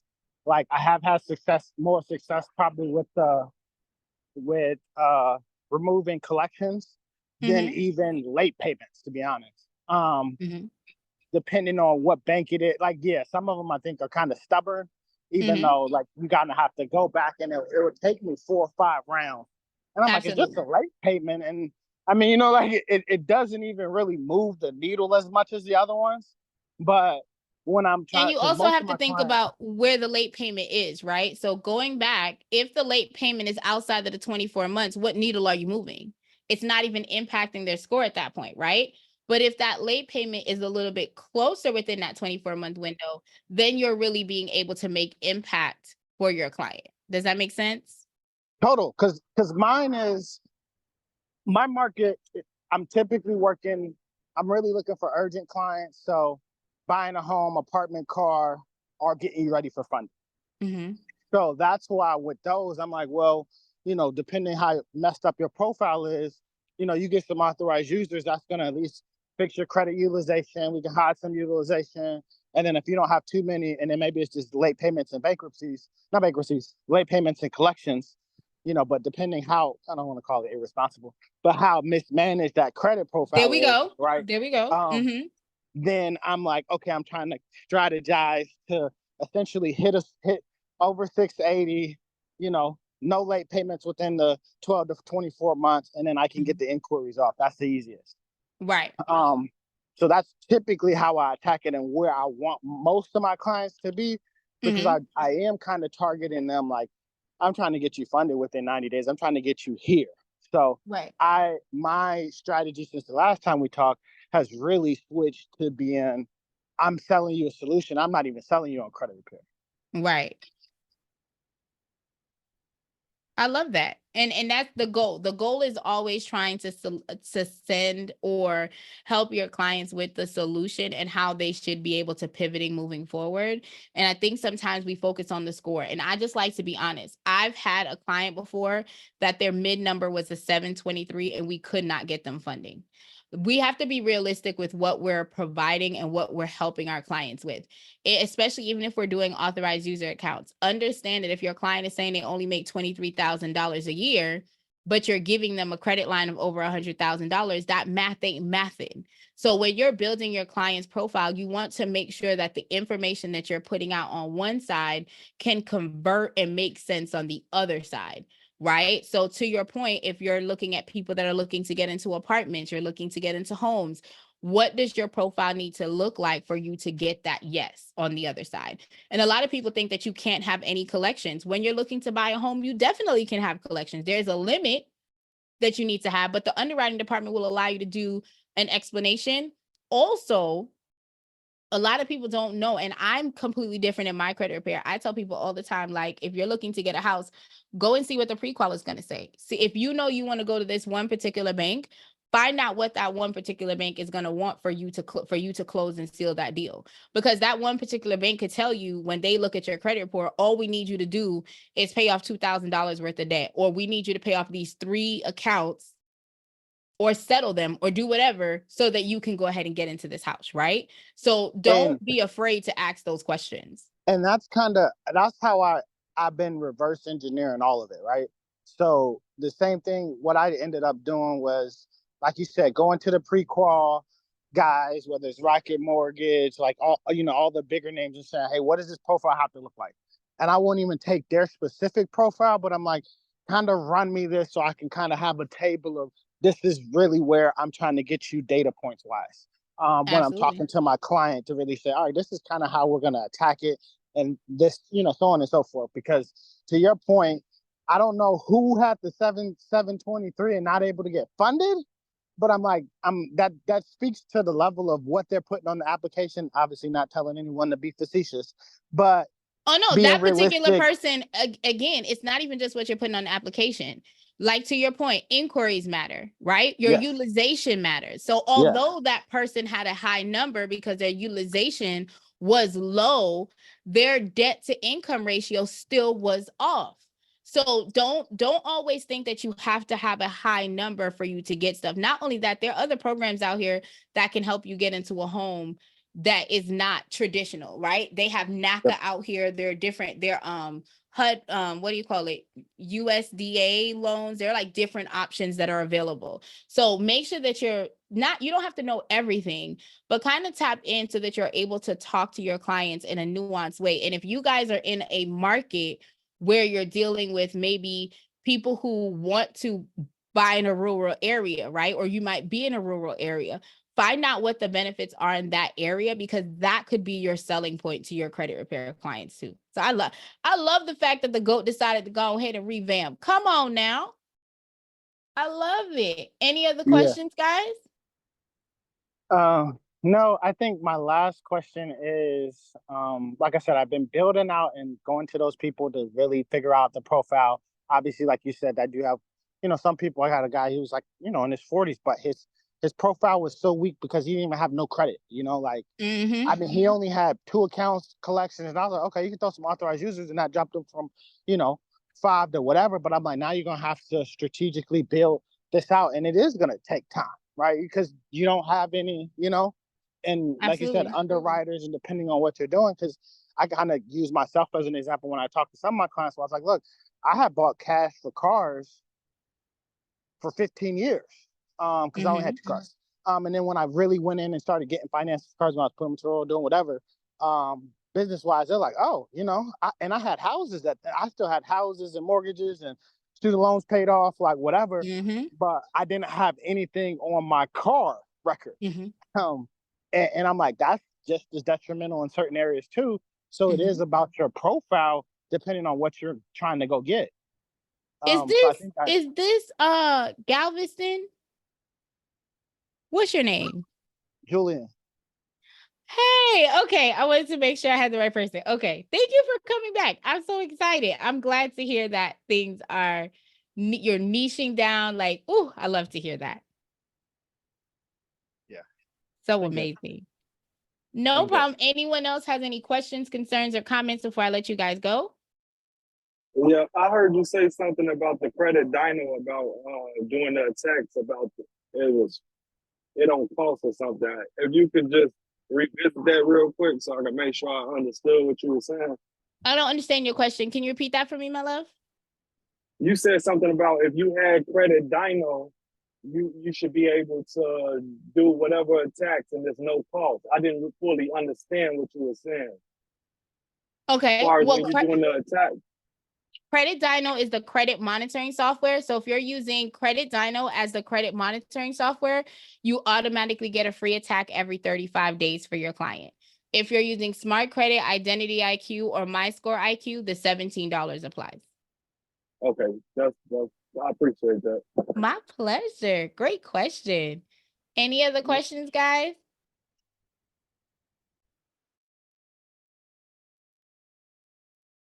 Any other questions, guys? I want to make sure that y'all have the floor. No questions? All right, y'all. Well, it has been so fun. I want to say thank you so much for coming. Oh, wait. Thank you guys for coming. If you guys have any questions, let me know. I've dropped my appointment link, mentorship program, all of the things in there for you guys to have.